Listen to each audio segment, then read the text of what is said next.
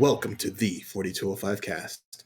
The Kings are coming at you live, but you'll hear us on tape delay. Today I have with me Theo, Chris, and Joe. And I'm Andre. Hey! And, It's a Christmas miracle! We did it! Did it! And we even let Andre get his in. I know. Wow, and I'm surprised. Yay! We did not plan this. No, we didn't. Not even a little.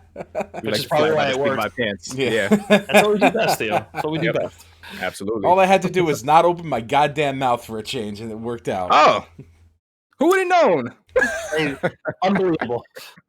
So before we get too deep into these random Non banters and sequiturs. stuff, Well, before we get into Mara anything opens. else, Merry Christmas, everybody! Indeed. I mean, Yeah. like, Happy just a holidays. little bit of time, you know, like mostly people just get this on the 14th, and that's going to be like Yeah, but we're gonna be 12 late. days to We're Christmas. we're in the Ne- Christmas season as of this recording, That we are. I mean, after Thanksgiving was Right. Christmas season. Right. Actually, after Halloween. right? And it snowed. Yeah. After as soon as school starts, it's Christmas season. Right. Screw all of those other things that happen. Right. Well, you know, happy Easter if you're listening to this in April. So, Indeed. Happy birthday, happy whenever. happy birthday that's- to, That's a solid happy one. I like unbirthday to that person and happy unbirthday to everybody else. that. I guess that works too. Okay, we're done. We covered everyone. I think we're good. Okay. All right. Right. Well, we got an email. We did another Sweet. Christmas miracle. 2 in a row. So remember, you guys can email us at 4205cast@gmail.com. You can also hop onto our Discord, which will be posted somewhere in the video details. It's Yep. already Mhm. down, And right ask down us there. Questions Yeah. there. It was popping this weekend. Yeah. Yeah. And I mean, not we'll, weekend, but you know. This week. we'll get into it. Yes. We'll definitely get into it a little bit later. So here is an email from Russell Jr. Ah. Hey, Russell. Russell, what up? He says, I was sad to hear you guys didn't have any emails. The guilt trip worked. Oh, yes. Lord. If there's one person You the can let- guilt trip is You going to can let that part out. Yeah.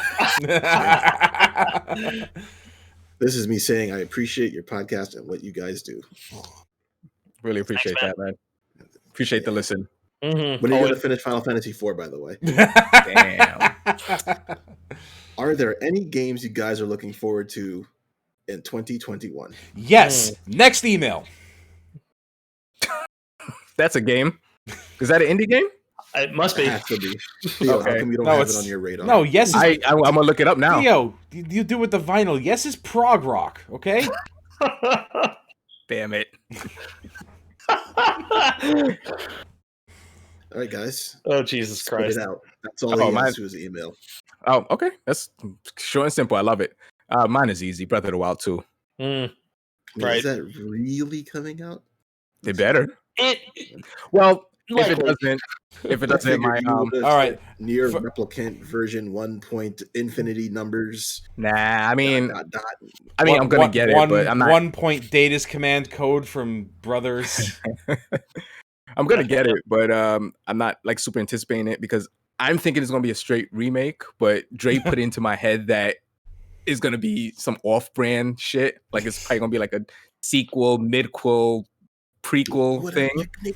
It's good. It's Whatever. Is it good? Yeah. Is it going to be? You know, I just never thought of it until then, and that made me a little excited. Is it going But, to be what to Breath of the Wild, what Zelda 2 was to The Legend of Zelda? Possibly. Maybe. Maybe. And if Breath of the Wild 2 doesn't come out, Bravely Default 2. Bravely Mm. Default 2, the third game. In the series. Right. There's Bravely Default, Bravely Second. Layer. Yes. And no, wait, Bravely. Yeah, Bravely Second, yeah, Bravely and Layer. second end layer. Yes. It's the second Bravely game to have a reference to 2 in the title. Yes. I Yes. feel like Square's fully back. Oh, they never left. But like Yeah, I kind of like they kind of left that to like Yoko Taro. This is like old school Square. Yeah, It's like yeah. their special kind of stupid that I love. I am actually anticipating that soon too. That's February, the day after my birthday, February 26th. Mm-hmm. All right. I guess I'll go next. For me, Prince of Persia: Sands of Time remake. I'm tentatively excited for that. I know it's not graphically the most impressive thing, but I have a lot of fondness for that game. I love it. It is what, the 13th best game of the last 30 years? Apparently, according to us. I mean, I'm just putting the money, our money where our mouth is there. Yeah. It's probably like a tie between that, Guilty Gear Strive, because I'm tentatively excited for that game. I want it to be good. Yeah. I really like the new character. I think Giovanni looks awesome. Like I'm hoping the game's good. I'm still worried about it. I'm cautious. I am still cautiously optimistic, and because it's like the only announced fighting game for next year, I'm excited for it, just because of what it is. Yeah. And I'm sharing something with Joe, and I want to steal it because it's the only thing he's probably looking forward to next year. So I'll let him take it. Well, aside from stuff that's assorted vaporware and doesn't even have a concrete release date, let alone something in 2021, those things being unannounced AEW video game, right, and the King of Fighters 15. Yeah. So something with actual substance. Axiom Verge 2 is something I'm very, very, very much looking forward to. Also on my list. Yeah, so there's been about a 5-year gap since Axiom Verge was released. It really doesn't even feel like it really doesn't. And I remember that game like yesterday. Yeah. Like, it was my game in the year 2015. I've been playing it recently. It's freaking great. The game is incredible. I've been playing a randomizer. Oh, it's so good. It's inside of the game now, right? I don't know. I don't know what's going on with it. Anything about the story? No, it's not. Inside. The randomizer is not inside the game. Okay. That's Bloodstained you're thinking of. Right. So there's like the 5-year gap between Axiom Verge and Axiom Verge 2 is kind of reminiscent of the time it took Axiom Verge to get developed, which is about 5 years. I believe he started it in 2010. Tom Happ. Yep. Thomas Happ developed there. So that's pretty much a number one with a bullet for me. Yes. As far as things with concrete, even then, it's like still liquid concrete. Yeah. Releases dates in 2021. Because he's working by himself, correct? I'm not sure. Obviously, I don't know. Okay. I would hope he has a team by now. I would hope he hired just a couple people. I'm not saying he needs a big team. Yeah. Just somebody to do some of the grunt programming work, man. Good God. Yeah. Right. And the other one is Wizard of Legend. I'm really looking forward to that one. All right.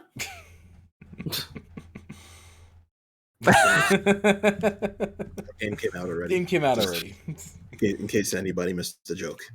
So they probably did. Don't worry. Yeah, they did. Yeah, that's it. Not really all that much. I mean, there's a few things, and we've already gone over a couple of them here. Deathloop.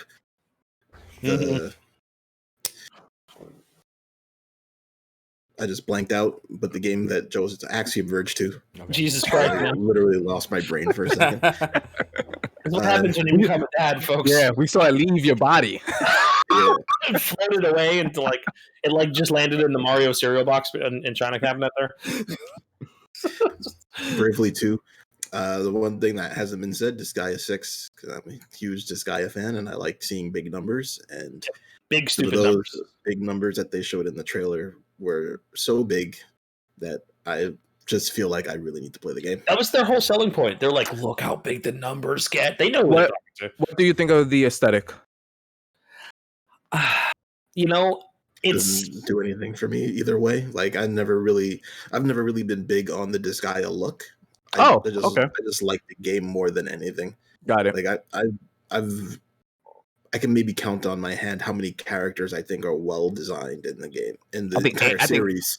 Adel was 2, right? Yes. Adel? I love his design. Me too.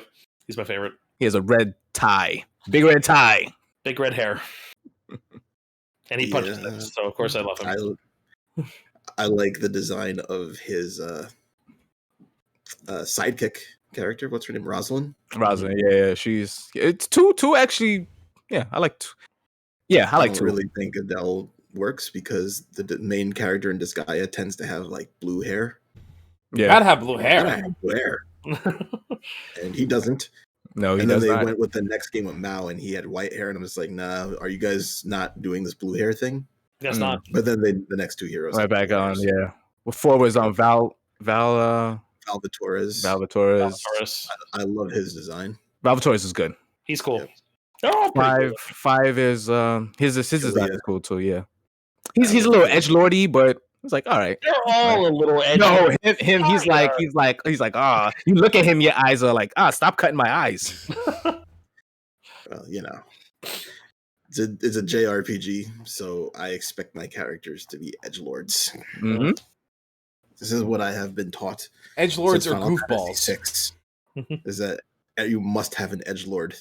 Since 6, man, since 4. Yeah, Kane was a total edgelord, man. My first favorite. You're right. Yeah, both Kane and Cecil were. I was about to say Cecil.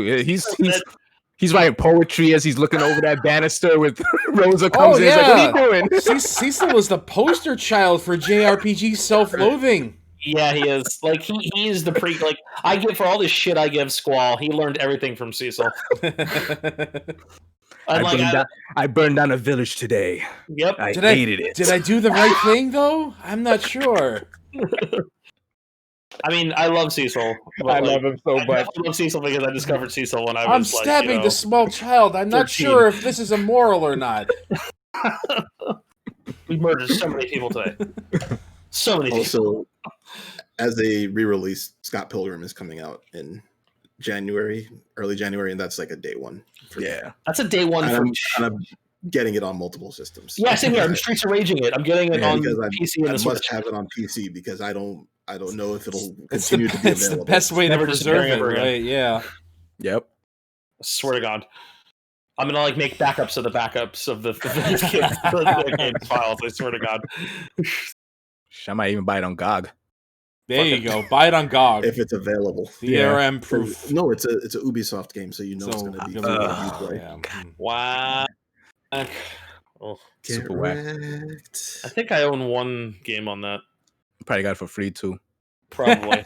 I mean, they can give away a lot of free games if you pay attention. No, actually, no. I think Randall bought it for me. Actually, it was I think I got the latest Ghost Recon. No, I'm not saying that. Randall's bought me a lot of video games this year, so I can't talk too much. I mean, sure, but still. What has he done for Dre lately? I'm contractually obliged to say that. That is true. We wrote it up when we started the podcast. It's in Dre's contract, so that works for me. I don't remember signing a goddamn thing. Shush, Joe. Yeah, well, I think it's time we break him. He's not actually officially part of it because he didn't sign it. So, maybe we should probably do something about that. Joe, God, man, I handed you the softball and you didn't even take it. I don't think he wanted it. I was trying to hand him, I just wanted a Zangief Street Fighter movie reference, and he couldn't even go for it. Quick, change the channel! God damn it! This is the wrong one. So it's dead. It's over. Whatever. I tried. I tried. That's the second best line in that movie. Thank you for the email, Russell Jr. Thanks a lot, man. Very much appreciate it. And I'm sure you'll get this expanded upon a little bit more a few episodes later down the line because we usually talk about the upcoming year. Yep. Sometime early in January. Yep. So. Yes, sir. Absolutely. With that said, let's go to what are you playing? Yes. So, Theo, with the hentai in the background. What you hey! That's Faye Valentine, sir. Yes, sir. What does that mean? Are you telling me I don't know. Andre over here with his 18th century, ethics over here, complaining about showing a little thigh over here. Little thigh. Yeah. Oh God. So a few weeks ago, a video came out from this YouTuber I really like, talking about Bravely Default, right? Mm-hmm. So he got to the end of the video talking about the final boss and all that stuff, and it dawned on me that I never beat Bravely Default. Nah, you didn't finish it. Never finished it. You. Yeah, I don't blame him. It's easy to not beat that game because it's funny. Long. Well, I'm gonna talk about that in a bit. I think I know what part you're gonna talk about too. Yeah. it's funny because I got to the last boss and I remember like he just one-shotted me with this dumb move and I was like, yeah, I'm coming back to this later. And apparently I never did. So I loaded the game up. Yeah. I was like, oh yeah, he really one-shotted me all the way to like 4 years ago. So I was like, you know what? Yeah. So I booted up the game and I saw my save file and I was like, okay, you know, let me try to remember this game. Didn't remember a single thing. Nope. My team was not optimized, all this shit. So I was like, all right, I have about 80 hours into this game. I'm not restarting it. So I have to take about 5 hours to try to remember my builds and all this stuff. So I ended up building. I ended up seeing like a good strategy online to get like money because money in that game is a little hard if you don't know what you're doing, right? Mm-hmm. So Chris, you're going to like this. There's a skill in the game where you get something from a profiteer where you heal. When you heal an enemy, you get the money of what you heal them for, right? Uh-huh. So you'll have your team hit them and then use that skill to heal them and just get the money, like rake in money. So I was like, okay, I set it on a nice little auto battle chain. Mm-hmm. I was like, cool. All right. Looked over. It was good for 5 minutes. Looked over. It was good for 15 minutes. I was like, I'm going to go to sleep for the night. Went to sleep, woke up, millions of Bravely Default money. So I was like, let us start breaking this game. Wait. You got paid? Thank you. There it is. I asked for so little. That vaguely reminds me of just the chain trading. Yes, exactly. Yes, exactly. That's why I was like, you're gonna like this. That makes me happy. You put the dime in the stick. No, I didn't need to because there's auto battle and you just do fast forward. So I just put my DS on the charger, went to sleep. Woke up like in the middle of the night. I was like, oh, they're still fighting. Good. Went back to sleep. Woke up again. You know that reminds me of other things, right? I know that feel well. You want to exposit that a little bit, Dre? Are they still fighting in the ladder match? Are they still fighting in a 6-man ladder match? No? Restart the match. For those who don't know what Dre's talking about, in SmackDown, Raw vs. SmackDown 2010, you couldn't just assign creative points. You had to earn all the wrestlers' creative points to use them.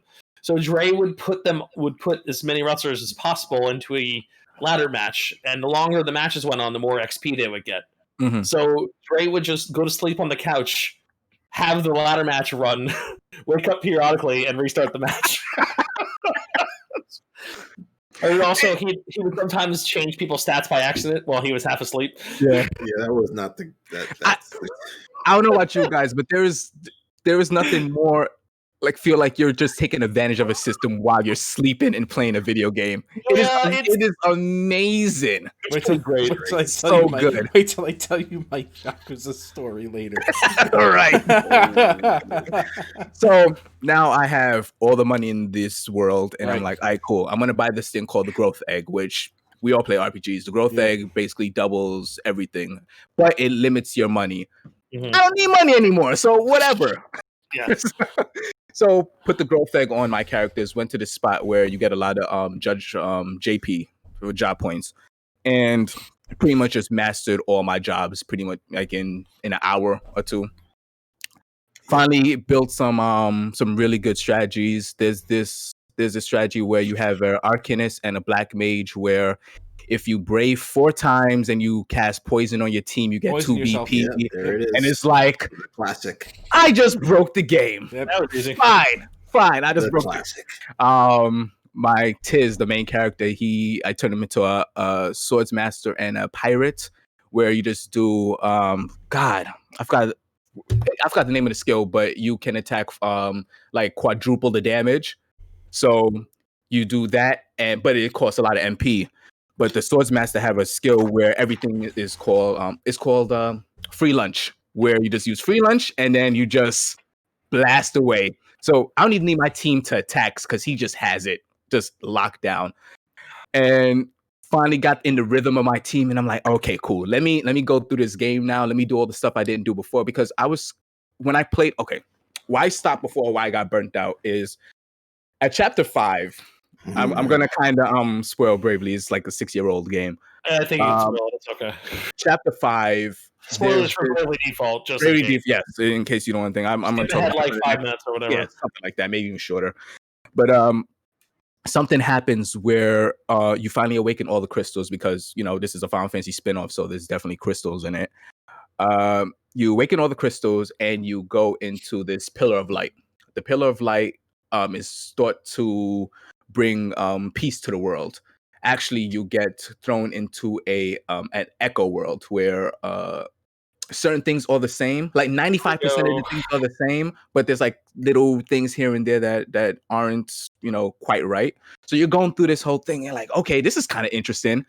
And then they do it 6 more. No, I'm exaggerating, but they do it like I think it might actually be 6 times. more times. No, I think you nailed it. It's a lot. 4 times. Yes. And I think narratively it's really interesting. But mechanically, Jesus Christ, man, it is rough because you're sitting there because there's such small changes that you're like, I like that concept of like going like it's not really Groundhog Day, but it kind of is. It is where you're kind of where you're kind of huh? You took it right out of my head. Yeah, Groundhog Day. Where you're kind of going through this stuff, but you want to see the changes. So I went through every chapter, went through all the stories, did all the side quests again, and I was like, okay, all right, this was kind of worth it a little bit, but by the end, I just got super burned out. So when that boss one-shot me, I was like, yeah, nah, I'll come back to this, and I didn't. That's that loop shit is definitely like. Did you unlock the secret jobs? Yes. Okay. And I went to the secret. So, like I said, I wasn't burnt out this time because I had a 4-year gap. Yeah. And went back, did the secret dungeon, did this. There's a boss rush at the end of the game, and it is magnificent. It is hard as fuck. Like I'm playing this thing, and they have this. You fight these asterisk user. Asterisk is your jobs in the game. At the end in chapter 8, where you do the rematch, you fight like multiple asterisk users at the same time. And there was this team where it was just magicians, like mages, and I'm like, it's gonna be easy. Hardest fight in the game. Mm-hmm. Hardest fight in the game because a dude does this thing called Fire Bane on you, where it doubles the fire damage, and then the next chick just like, oh, here's a fire summon, dead, and I was like, okay, oh. I have this monstrous team that's just keep losing. So figured out the puzzle with that. Absolutely had a blast with it. It's nice to be as overpowered as you can be and still feel challenged. It is so rare. It's crazy. I was so rare. That game is great for that reason because you can be busted in that game and still struggle at the end. It's really impressive. Minus the whole chapter 5 through 8 going through the whole stuff again. I think that game is absolutely incredible, and it's been said numerous times. But you could play that game to your liking. You could tailor it to any way you want to play it. You don't want to do random encounters? Turn that shit off. You want to do less? Turn it 50%. Or you want to grind? 200%. You could do anything in that game that you want to do, and it's incredible for that. Why I say the loop in time thing goes pretty. Like narratively, it's really cool. I'm not gonna spoil the ending, but the ending has a really interesting part where. So there's this mechanic in the game called ablinks, where you take your friends' characters and like boost up your characters. So I actually had Joe and Dre on 2 of my characters, like just ablinked. That's really like you had some busted shit. So I'm like, okay. I mean, I got busted to the point, so I didn't really need them at a certain point, but they definitely helped me for. I'm sorry, I haven't played in a while, so I couldn't send you my 6-digit attacks. What's the punching attack? Maximum. I forgot, yeah, but I didn't even use that yet because I was like, oh, this is all. Yeah, this is busted shit right here. So at the end of the game, there's like a really cool plot twist. I was like, oh, I didn't even notice that. Damn. So the game is called Flying Fairy. If you take the FF out of where the fairy flies, the fairy flies, and if you take the F out of fairy and flies, you kind of get spoiled on the game. Yeah. It's kind of crazy. I was like, oh, okay.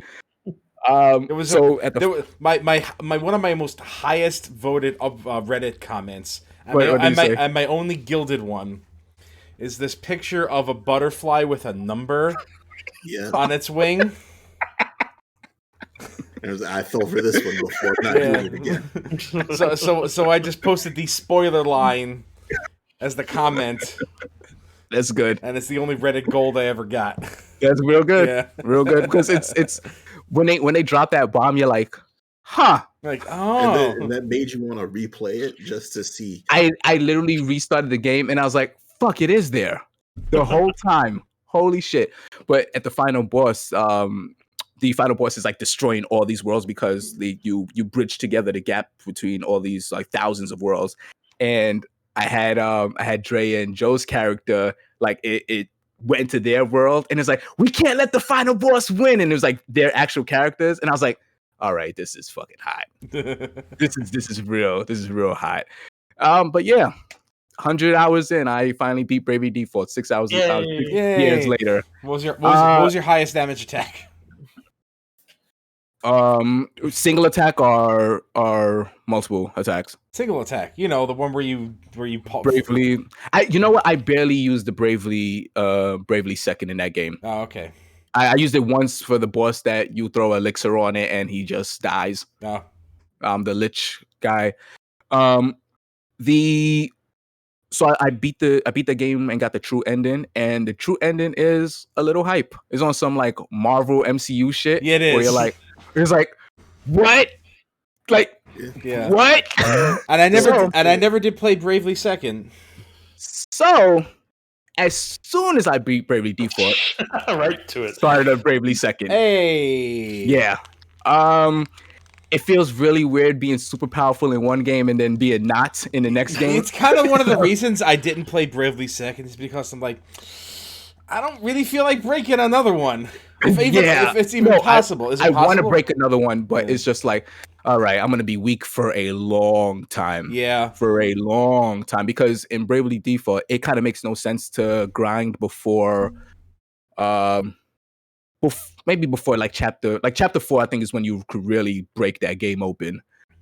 But Bravely Default is pretty good so far. They changed the cast. The hype moment from the end of the first one is kind of immediately like brought about. You're like, oh yeah, all right, thank you, good. But not too far in that game. Maybe 2 hours in. Okay. The main character, he's very optimistic and like. He hasn't seen the world yet, so I'm like, oh, he's gonna see some bad shit. Did you fight any of the optional village bosses in Default? Yes. Yes, I did. Nemesis is no joke. Oh my god. Nemesis and the Swords Master, Edia's teacher, I forgot his name. Yeah. No joke. No joke. No joke. Even at your max level, they're just like no. Whew. Like that dude does nothing ventured and he just counterattacks and you're like, oh, I died. Great. Cool. That game expects you to break it, and that's what I love about it. They're like, here's these hard ass bosses because we know if you're at this point, you broke the game. Yeah. Have fun. Yes. Have fun. And now the puzzle is arranging your team in such a way that can 100%. Yep. What skills? Yes, what skills will work in. I've never. There's this thing called stillness where it's kind of hard to explain. Like if you're slower than the enemy, you will like alternate the world and go faster than them or something like that. And never even. It's kind of a useless skill outside the game. But when you're fighting that, it's like necessary. Yeah, absolutely necessary. It's the only one. Is that the bird boss where you use that one? Yes. Yeah, that's the only one. That's the only one I've beaten. Yeah. The only one. Actually. Yeah, it's the only one I've beaten. But that game is really good, and it made me incredibly excited for Bravely. I don't even know what to call it. 2, just Bravely 2. The sequel, the third Bravely game. It made me super excited for. So I actually played the demo of that, and I hope they fix it in final, or I trust them that they know what they're doing. But none of you guys played the demo, right? No, I didn't play it. I haven't So played it yet. in the sequel, in the first game you can queue up your attacks, right? And you queue up your attacks for every character, and then press go, and they all initiated. In the sequel, you can only queue up one character at a time.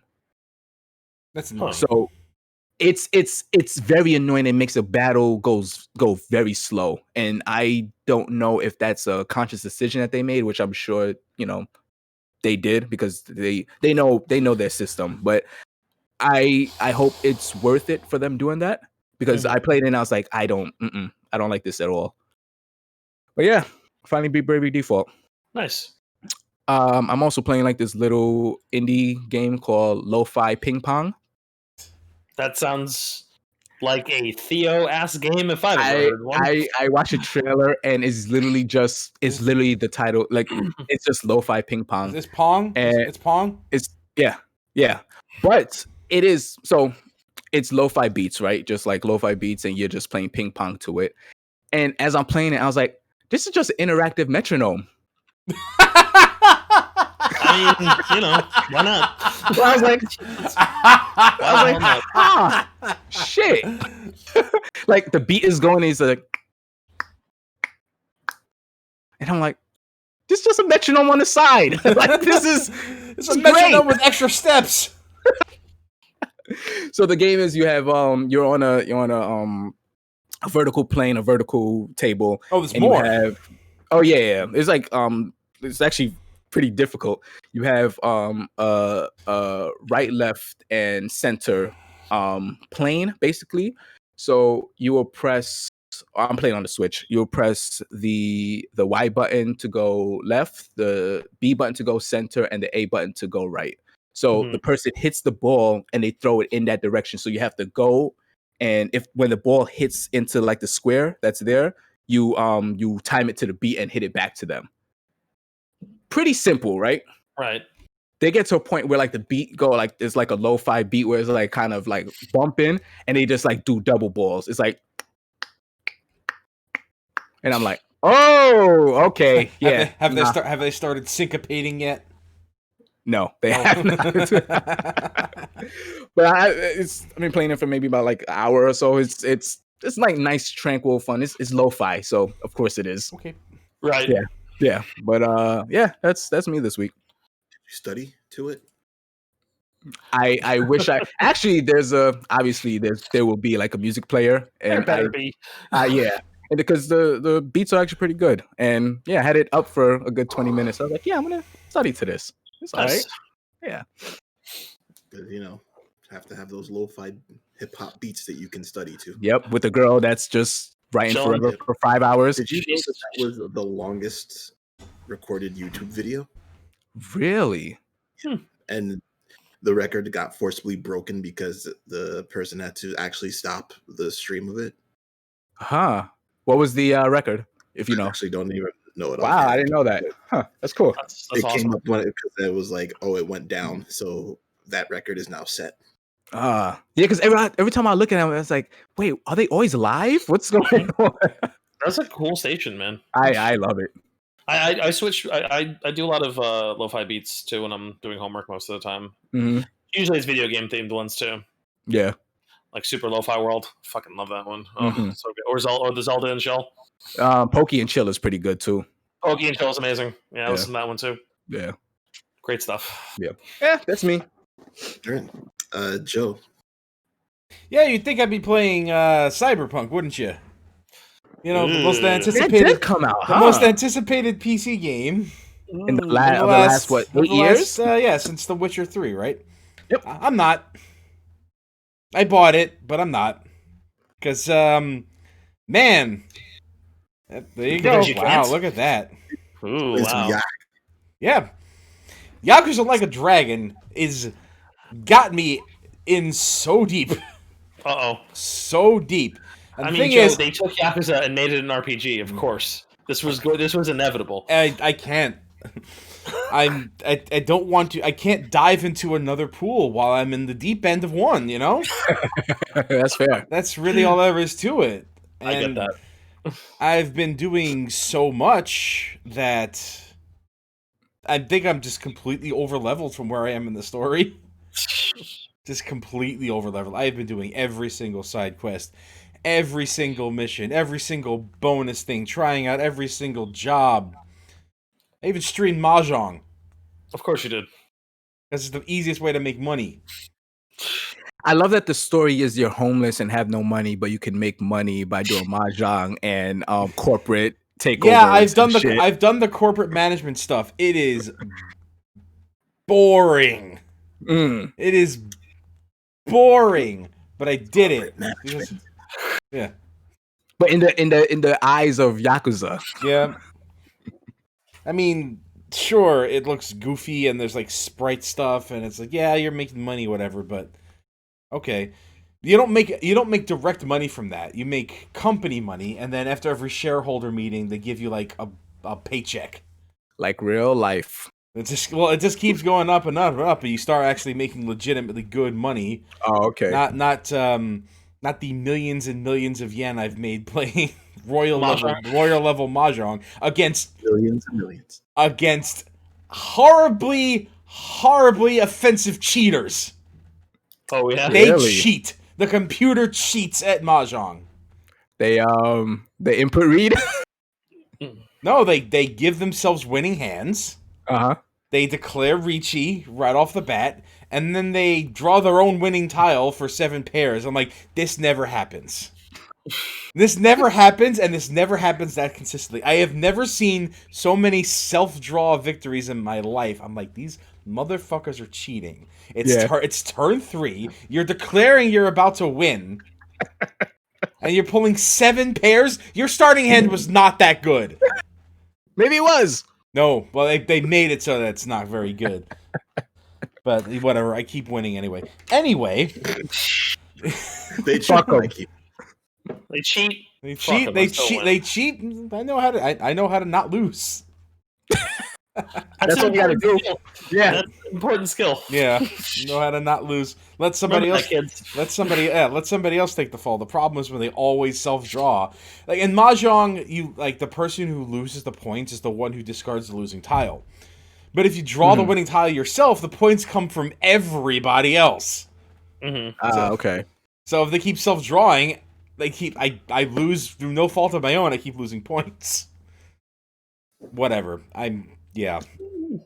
So I have not been going that far into the story because I have been playing Zelda Randomizer like a goddamn fiend. Link to the Past Randomizer, I've been playing for like 3 years now. I have been racing my ass off. I don't know what it is. Like a fire got lit under my ass. And I have joined every single race that I've had time to do. And I've been determined to just get better and win more races. And I have been super, super passionate about it. And the only reason I haven't gotten that far in the Yakuza story is because I don't have the time to invest into the story and then still have time for the next race. Okay, yeah. I honestly don't know what's happened that I've gotten so passionate about doing this recently. But no updates or anything like that to the not even really. No, it's just I have had just an absolute fire under my ass, burning inside me. This burning passion for this, where I just can't stop. I'm horribly addicted. Cool. Yeah. I mean, shit. Yeah, cool. You're horribly addicted. That's great. You're already addicted to this 30-year-old game that you love. Cool. Yeah, that sounds real bad. I think you can have worse addictions, man. I wouldn't worry about it too much. Yeah. It's also free. Yeah. There's that too. It doesn't hurt your health. No. No. Well, if I keep doing it and nothing else but it. I mean, you got to eat too. I got to eat. I'm still working, so I'm still working from home. I can't invest myself into a video game while I'm working. You could play bravely and just have it fight for you. That's right. Which leads me into my next Yakuza Like a Dragon story, where I was in some deep dungeon, and I found something called High Payout Token. Wait, Joe, give me 1 second here. Okay. What is a dungeon in that game look like? Yeah. It's the sewer. It's the sewer. I'm sorry. It's a what? It's the sewers. Oh, of course it is. No matter, even if it's real, it still soars. We could never leave it. Yeah. Like a proper hobo. Yeah. Yep. Damn JRPG. Yeah. Like the story got like real. Yeah. It ceased being ridiculous and got real. I'm waiting for more ridiculous to seep in. Anyway, I was in this dungeon and I found high payout token, and I'm like, this is for pachinko, isn't it? And I'm like, okay, whatever. So it's 11 o'clock on a weeknight, and I'm like about to wrap up for the night. I'm like, let me just go into this pachinko parlor, save my game, go into this pachinko parlor and try out this high payout token on like the highest payout machine they got, right? Mm-hmm. And let me tell you, pachinko's boring. Oh my god, is it boring? But they have an autoplay. Okay. So, but don't you guys love Peggle? It's not. That's not pachinko. That's not pachinko. All right. These are just slot. These are just slot machines, not actually pachinko, like traditional pachinko. Okay. But there's like graphics and videos and really weird stuff. So I'm like in the Millionaire God game, Hades, whatever it's called. I'm in the highest payout machine using a token, and I'm on autoplay, and like every so often it's like asking me pay 1,000 yen for 50 tokens. I'm like, yeah, okay. And it's like it has like list of spins before since the last jackpot. It's like 4,000 something. So I'm like, all right, okay. Whatever. I put in this token. I don't know. It's apparently super rare. I have to pay out the ass for one in some of these mini games. So I'm like, I want to get my value out of this. Yeah. Eventually, I hit the jackpot. And suddenly everything is like paying me back in medals what I'm spending to spin. So I'm not losing any medals. And I'm getting like savage payouts going up and up and up and up, right? Sounds some Dragon Quest shit right here. There's Oh, there you go. There's like a counter at the top of the screen to see how long the jackpot is lasting. Yeah. And I'm watching this go down from like 246, 245, 244. It's like a spin a second on the fastest play mode. I'm like, what happens when this reaches 0? It's 11:30.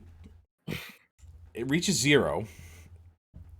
And then I see like a flash on the screen. It says plus 300. I'm like, what? I look at the counter. It's a 300. So reset. I'm like, what happened? Yeah. I'm like, what the hell happened? And I watch it go down again. And 300 is like 5 minutes. So I'm like sitting there looking at it for like 5 minutes. I'm like, what am I doing? Yeah. Watching somebody else play slots for me. And it keeps getting close, and it just keeps going back in like mid 200s. I'm like, okay, here's what I'm gonna do. All right, yeah, I'm gonna go take a shower.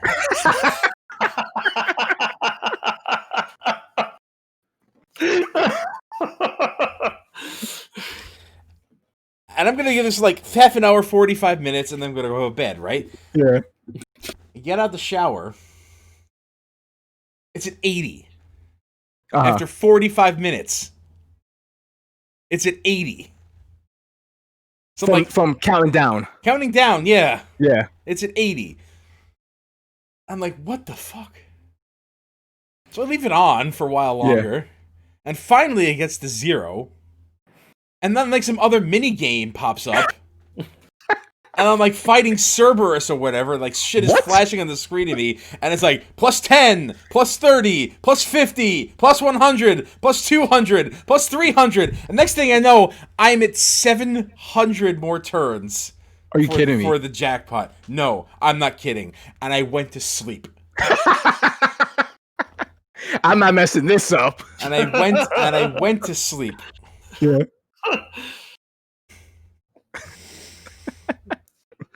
Oh, this gets better. No, unfortunately, and then I woke up and it was like pay 1,000 yen for 50 medals, and I'm like, what? What the Price is Right music? I'm like, I guess the jackpot ended after a while. So what did you get from that? Nothing. Wait. Nothing. Wait. After all that, there was nothing you got. Like, so if you cashed out, you would have got something. If I cashed out, I got something, yeah. But instead, I just let it rock. Oh, Gotta go in, I man. mean, it's all right, but Gotta like, do. look, I was staring at that shit for 2 hours. Yeah, it's craziness. For 2 hours, and if I all tabbed out of the game paused. Oh, yeah. Once How much? you, How much? So if you would have cashed out before you went to sleep, how much do you think you would have gotten? I would have had like 9,000. Would have 9,000 tokens. Yen? 9,000. Oh, 9,000 medals, and- which I could exchange for prizes because that's how it works in Japan. yeah, because that's not gambling if you Right. do that. Mm-hmm. So yeah, I looked at the prizes. I'm like, none of these are really worth it. And I decided. Okay, to that's sleep. fine Yeah. then. But man, it just would not stop. It just That's would hilarious. not. It just would not stop. And I was afraid to cancel it myself Mm-mm. because I wasn't sure if I'd get a payout. Turns out you do. Turns out you do. Okay. If you just stop, you just take home what you have, and like the jackpot ends or whatever. But what the hell? That coin is rare. I found another one recently, so Oh, okay. yeah, I guess Let's- not as let's rare as see. I thought it was. Okay. I don't want to do that again. I don't what's the want. matter, Joe? You don't like pachinko I or don't- slots? I don't want to do that again. It's so boring. It might have been all right if the Fist of the North Star slots was the high payout machine, Oh hell yeah! but this was like some generic fantasy. Everything is golden shit. That's funny. Fist of the North Star is actually like the largest grossing pachinko machine in history. Wow, Not Metal Gear. not Metal Gear. In People love fact, Kenshiro, man. the this list of high grossing machines does not have Konami on it at all. Wow. Ha, good. I mean, Almost Yeah, everything fucking- is from Sega. That's surprising. But what's more surprising is why do you have a list of high paying pachinko machines? Like what? Well, what- I just had to look it up at this point. curiosity Number gets the best of Fist people. North Star. I mean, you got to think like when the big payout comes, you're gonna get a cinematic of Kenshiro just ruining someone, Yeah, I wish I could. and that's probably satisfying. And that never gets old. It literally never gets old. It when would you have watch been. it. Yeah, it would have Oh, been you- better if I was watching that instead of whatever I was watching on the screen. Yeah. After a while, I'm just like, this is so boring. What does this? Like, I'm like, does it end? Can it end? If I just let it rock, will it end? Turns out it did. When would you have stopped it if you woke up and it was still going on? If I woke up and it was still going It on? was still, and you had like a thousand turns. The experiment was to see how long it would go. Gotcha. I mean, yeah, that's what I'm saying. Like, when would you have stopped it if it was still going? I don't think I would have. Actually, I would have stopped it when the jackpot ended, and it just never did. Exactly. Yeah, it would never did. Actually, that's not true. It did stop twice. Mm-hmm. It did stop twice, and I was trying to like go through the medals I had already put into the machine, right? Yeah. Mm. But it would always give me a new jackpot before those medals ran out. That's funny. It's. I guess after Game, a while, I game's guess. playing himself. Yep, it played itself, and it. I mean- it was boring. Hey, I man, mean, we were simming wrestling games back in the day. It was fun too. Look, so at least that I was get it. at least that was a spectacle. This is just numbers spinning haphazardly because there's no rhyme or reason to these machines. Nope. Like stuff is happening. I'm like, what is happening? I have no idea how this is functioning. I have no idea why I'm earning anything. I'm glad there's autoplay, and I don't actually have to do this because if I did, I would lose my goddamn mind. Mm. But I'm in chapter 10 now of the game story. Mm-hmm. It seems to be headed towards some kind of conflict. I don't think I'm at the climax yet. No, you're halfway through. There's 20 chapters. No, I'm just saying it's going to be like 80 hours long. So, Yeah, well, Yeah. I've been playing for like 50, I think. yep, there you go. Longest time. I can't wait to start that game. Jesus, I cannot wait. I'm not sure if I want to tell you to like, because I feel like the combat has no more challenge to it. I am not challenged by the combat. Maybe I'm just too high leveled. You Oh, found- you I found don't- it- Oh, I don't give a fuck about challenging combat in RPGs. I just like to break them and just mow over my enemies. Okay, I don't care. Then you'll be happy. There's a with power that. fantasy. Then just make sure you always have a breaker in your team. Yeah, Yeah, I mean, I always have a breaker in my life, so that wouldn't change. I'm right here. You'll like it. Then you'll like it. Yeah. You'll like it. Yeah. I mean, you still have to put effort into things, because some things are just really tanky. Mm-hmm. Like the Roomba I fought in the streets of Japan's giant-ass Roomba.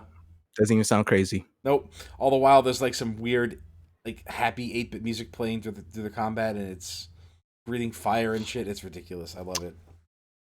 Like a Dragon Quest. Yeah. Shit. God damn it. That's a great title. Yep.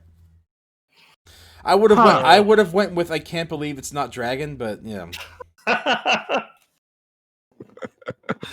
Oh. Yeah. So that's me. Lots of Zelda randomizer. I'm looking to start doing more difficult modes because I feel like I've plateaued at it. Okay, what's your when you do more difficult modes, you'll get better at regular modes too. So I don't know. What's your time? I don't know what the average time is. It depends. There's a lot of different types of things.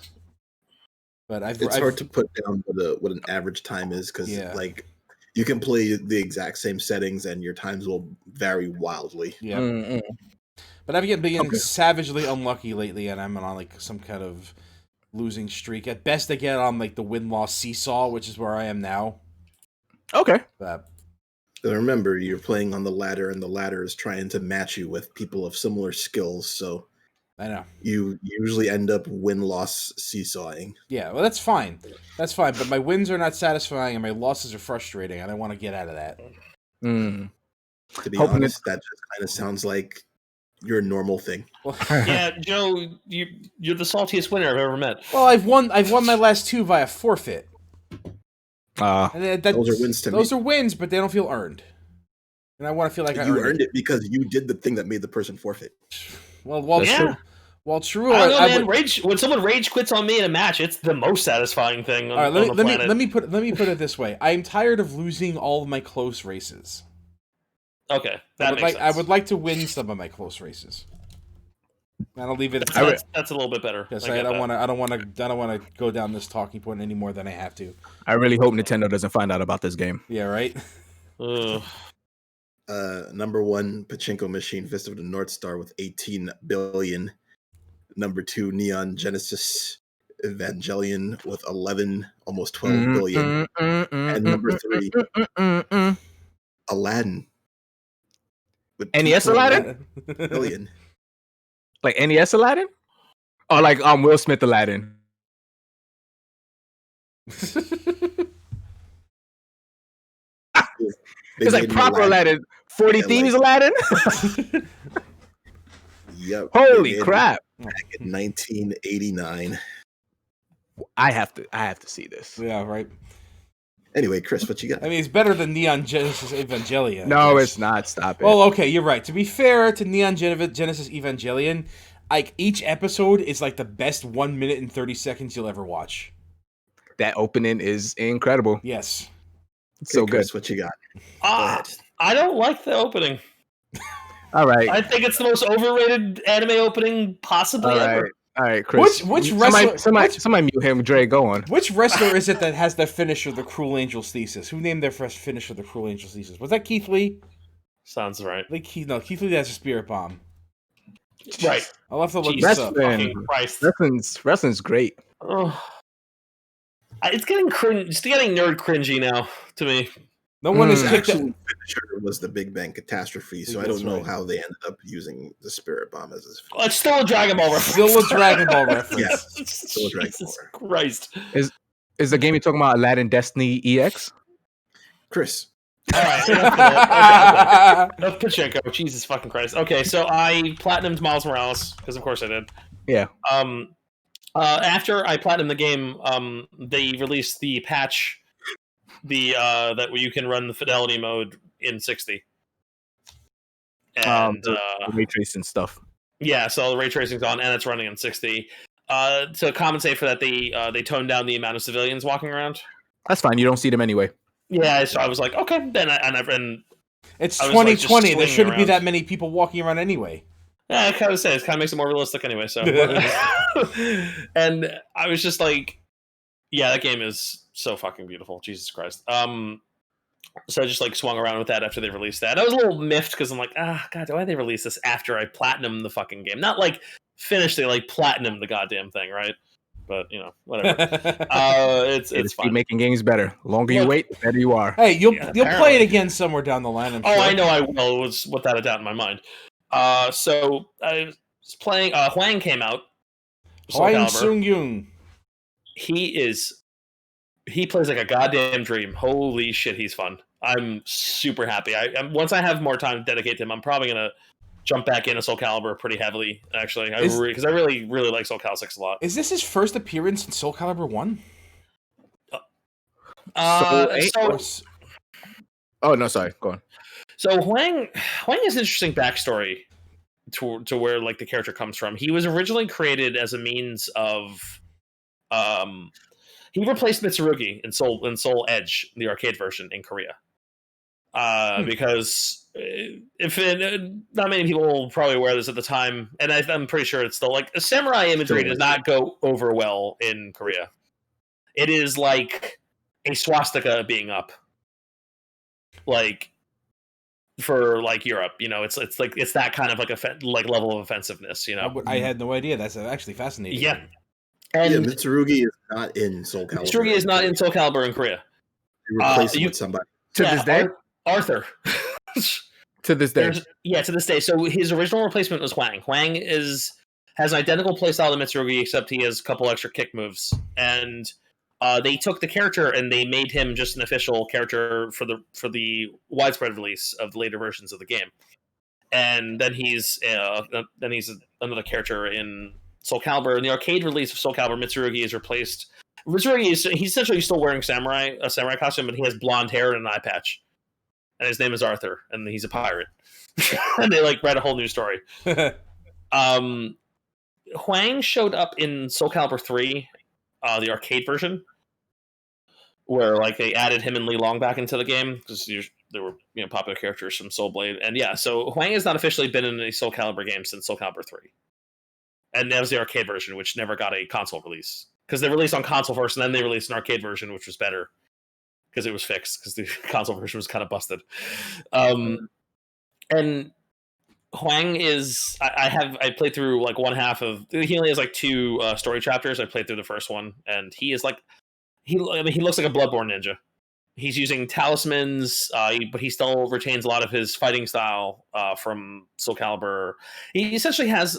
there's a character named Assassin in Soul Calibur 2 that essentially had Huang's move list, even though he wasn't officially in the game, because he was replaced with another Korean character named Young Sung, who I can't stand, and was very sad, because I like Huang a lot. I think Huang is super fucking awesome. So I was really, really excited to see him. But it's just the Huang function. God damn it. Why are you like this? So yeah, he plays awesome. He's got a lot of really fucking... His moveset is super cool. He has a rider kick for a super. Like, it's like they knew they were bringing him back for me specifically. So I'm very, very happy with him. Once I have a little bit more time to dedicate to practicing him, it's great. I acquired the Devil May Cry Special Edition for the PS5. How's Virgil? I love that you said acquired. Yes. It was given to me, so that's why. It was a Christmas present. So it fell off a truck. Hey, how's a legendary Dark Knight? So I started that mode with Nero. No power-ups. Nothing. And I was like, oh, and I was playing and I'm like, well, I beat the first stage because the first stage is relatively easy. Get to the second stage. I'm like, okay, I have moves, thank God. Right, because without, like, no streak, no stinger, no arm, no double jump, no combos, no crowd control. In that game, Jesus. And I'm sitting here and I'm like, oh my God, this is the thing about playing Legendary Dark Knight mode. It is orb farming. Yeah. You gain so many orbs because they do not curve any of the spending in that game. They want you to get all your shit as quickly as possible. If you're playing that mode, you're going to get all your shit fast. The problem is, Nero doesn't have a devil trigger until you beat the game with him. Yep. And I got to stage 3, and I'm getting wrecked. And I have all of Nero's moves now. And I'm like, all right, I can't do this right now. So I switch over to regular mode, and I started Virgil in regular mode because I'm rusty with Virgil. I didn't want to go into Dark Knight. Although I probably should have, honestly, because he is busted. Concentration. He is so broken. It is nuts. Like it is so easy just to kill everything. Like you have several moves that you can just screen wipe everything. Like he has Judgment Cut. He has this crazy Stinger move. Dimension has Slash. World of V. World of V. Yeah, like he can just screen clear like 3 times in a stage if he wants. Does he still have the poem button? No, sadly no. His taunts are great. He does. Well, my favorite thing is after you Judgment Cut a couple times, because one of the cool things about Virgil is that he has like it's like a just frame. You have to do like frame perfect Judgment Cuts, and you can get like 3 in a row.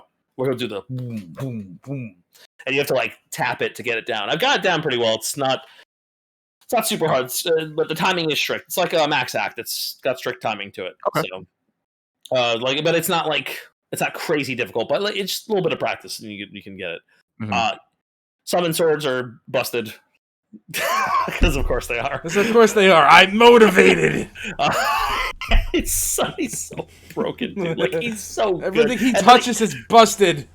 But that's the thing. Yeah, he's still busted. So, like again, the trend of this man going in and programming himself into the game and just breaking everything continues to happen. But like, it's so much fun. I still love this game. It's still one of my favorites. Although I do wish you could play any character on any stage still, and you can't. Unfortunately, I cannot believe they didn't put that in. They still didn't put that in, and it's a little stupid.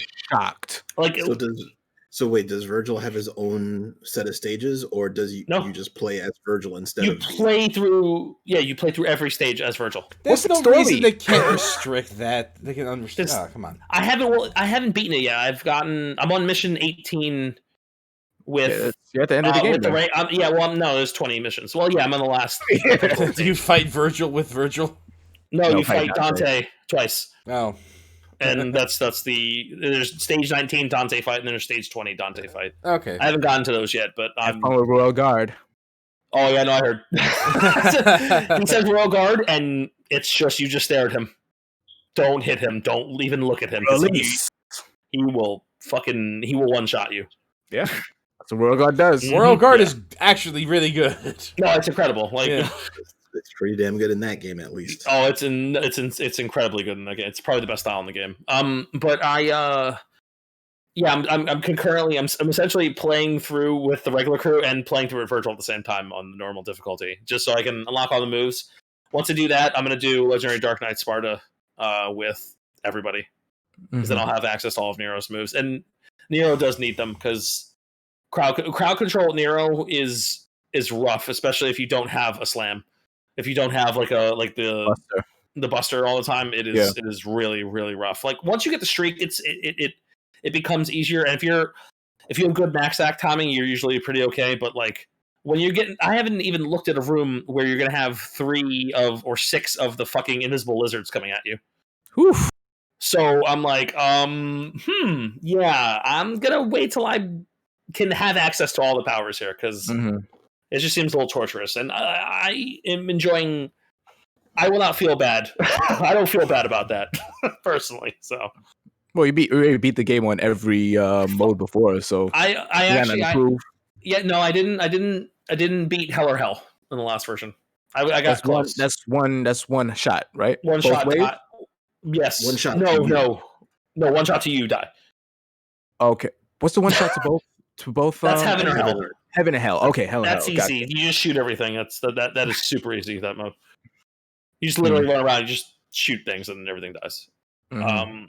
But like no, the Hell or Hell mode is nuts. You get 3 gold orbs per stage.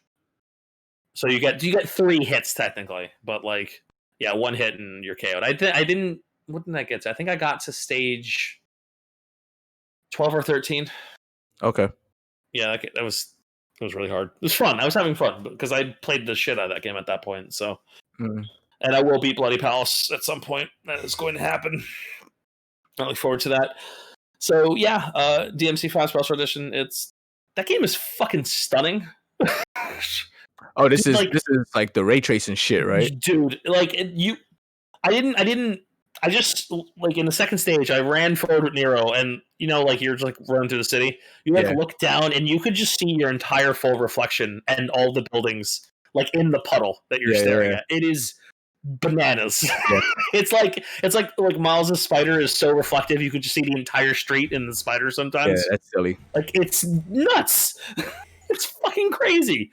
It's like, when am I gonna have time to actually look at this? I mean, I'm enjoying just staring at like the glory of like Well, why do you think they put photo mode in games now? Oh, I definitely understand, man. And that game is it also is like a testament because like it's not like they improved. I mean, they improved. Obviously, there's ray tracing in it, so like the graphics are obviously improved. But like, it's not that different looking. Like, that game looks kind of. I said it when it came out. The RE engine is nuts. I can't wait to see what they do this for like this generation. Can't wait. That engine is fucking bananas, man. Mm-hmm. Holy God. So yeah, just standard stuff. I bought Cyberpunk, and I am waiting to play it. We all own Cyberpunk. Yeah, I'm waiting to play it because this is my last week of this. Like, I have to do a bunch of final papers and some observation stuff still for my education class. But like, I'm wrapping up everything. Once I am done with everything, I'm going to start Cyberpunk. I'm like, that's my reward. That's like. Well, I think once I get the genitals right on the character creation, I'll be good to go. There you go. You'll be seeing it all the time, so might as well. Oh man, I haven't decided whether or not I want nipples. Hey, on your genitals? Sure. You don't go that deep yet, Theo. You don't go that deep. As far as you know. And I also actually played Hades. Claire picked it up for her Switch, so I was playing on her Switch. That game is fucking fantastic. It's great. It is. It's incredible. It deserves all the praise it's getting. Like, it is visually incredible. The voice acting is incredible. Mm-hmm. Like, considering it's just the people who work at Supergiant, like most of the voice acting, which is awesome. They are killing it. I should plow through that on just some of the easier modes, just so I could see if the dialogue eventually stops. I don't think I heard it doesn't. I don't talk about it anymore, but I'm still like kind of playing that game, and it's NHL 2002. Like, you just hear new shit all the time. All the time. And most of it, well, not most of it, like almost all of it is interesting. I have this thing where when people talk in games, I kind of like fast forward because I read faster than they can speak. But every single time I'm listening to this whole conversation. It's like Hades talks super slow, but I'm like, I want to hear this guy. Yeah, he's great. I want to hear his booming voice. He's fucking great. Everybody's fucking great. Yeah, God, that game is. I'm playing it and I'm like, I need to put this down because this is gonna be bad. Like, I cannot do this to myself right now. Yeah. But like, I played it for like an hour or two and I was like, this is fucking incredible. And you didn't even unlock anything decent yet. No, I know. I got like, I like the regular sword. Like, the regular sword's pretty good. You stop liking it. Yeah, you really do. I believe you. You know what I was feeling? I was feeling the shield. Shield is cool. You'll stop liking that too. I was a big fan of the shield. I like the shield a lot. And when I found out, I was the same way too. And then I had my best run with the shield. You could block with it, and I was like, "Oh, this shit is awesome." Yeah, that fucking shit is good. That shit is good. That game, man. Ooh boy, fucking A. Supergiant has not missed yet. No, that's kind of crazy. Like, I didn't care for Confession Bastion. Time's first Supergiant game I've ever played. I didn't care for Bastion. I can see that, but it's not a bad game. But I can see why. I want to see something in the style of Transistor again. I want to see what Transistor was in a more fleshed out game. I can see that rather than a series of encounters. Because I think that really has a lot of promise. I agree. That has a lot of potential to it. I want to see more of what that is. Yeah, this is my first. Basketball was really good too. Yeah, this is my first Supergiant game. Their catalog is impressive, dude. Go play. I only ever hear good things. Play Transistor. It's fantastic. Transistor's probably like number one on the back catalog for them that I want to play. That I've seen. And it's like $2 or $3 on the Switch. Yeah, I know. I'm gonna buy it. Hades is a better game, but Transistor will like the mechanics of Transistor will be like, I really want to see this in another game. Yeah, I'm. It's one of those. Hey man, like, It's not like we're going places right now. The back catalogs are great right now. I had a lot of fun with Transistor, and I checked my playtime of it recently. Finished that game. It was like 5-6 hours. Yeah, it doesn't overstay its welcome. It does what it needs to do. Very good game. And Yeah. Okay. Yeah, exactly. Does not overstay its welcome. You get out of it, and you feel like you earned it. I love short and sweet games, so I'm down with that. Yeah. I'm super down with that. So yeah, that was me this week. Hades, Devil May Cry, Spider-Man, normal Chris things. Barry, what you playing? Well, you know how I roll. It's basically just Genshin and Cold Steel, right? Yes. That's it. Yep. News. Some All right. Diablo sprinkled in there, No, I played Cold Steel? Cyberpunk. All right. Oh shit! Finally, Someone played it. Thank God. all these shitty games we were talking about. Let's get to the meat. I just can't wrap my head around the idea of needing to play it on medium right now. I'm sorry. Same. Yeah. It feels wrong. Yeah.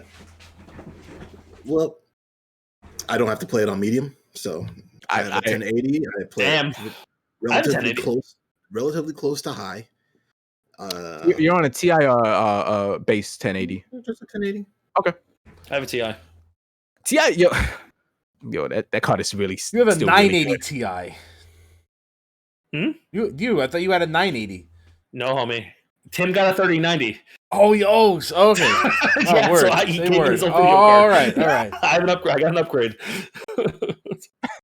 You got to upgrade in the span of a month. God damn it! This fucking guy, man. Chris. And I didn't buy Cyberpunk for the PC because I know Claire wants to play it, and she's not as comfortable playing on the PC. So. Yeah. And it's running on the PS5, not a PS4. So. Okay. All right. Optimized. That's yeah. better. It's better optimized. So. Okay. It's the PS4 version running on the PS5. Okay. So. Well, I hear it's not so great anyway, but hopefully your mileage would vary. Anyway, Andre. I'm sure it'll be fine. Let's put it this way: I'm not counting frames on my console, so I probably won't give a shit. Okay. You would be counting frames if you didn't have a PS5. I'll tell you that. I heard that, yeah, and that doesn't seem to be the case. Apparently, I picked the best way to play the game on console, which is on the newer consoles. Yeah. So. Anyway. So that's right. Tell us more about Cyberpunk. I'm enjoying my time with it. But I have not gotten very deep into it. So basically, I went as far as to when the game says, okay, you can explore the world. And then I was like, okay, after this point, I'm just going to explore. I'm not going to do the main mission right now. And then the first main mission quest was, oh, you got busted shit. You need to fix that. So I was like, fine, I'll do this first main mission quest. And then I'll go explore the world. It's very easy to die. Okay. It's like I feel like things shoot me 3 times and I'm dead. And then I shoot things 20 times and they're like, yeah, I'm cool.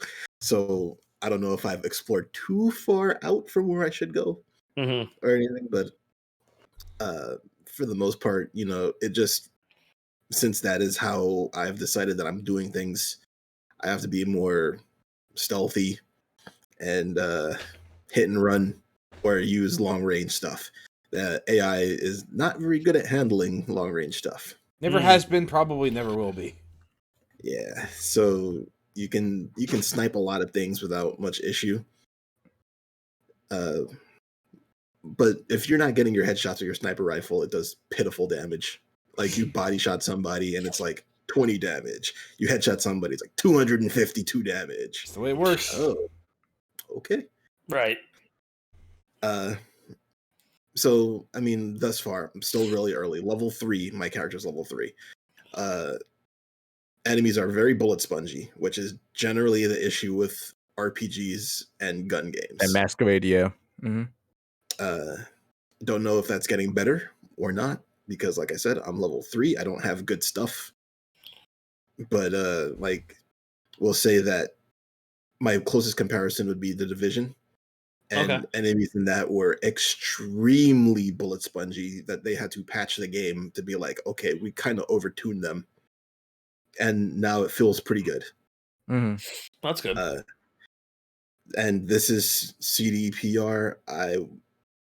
I will give them the latitude to make decisions that I think I feel like they will make the correct decisions to improve the quality of the game.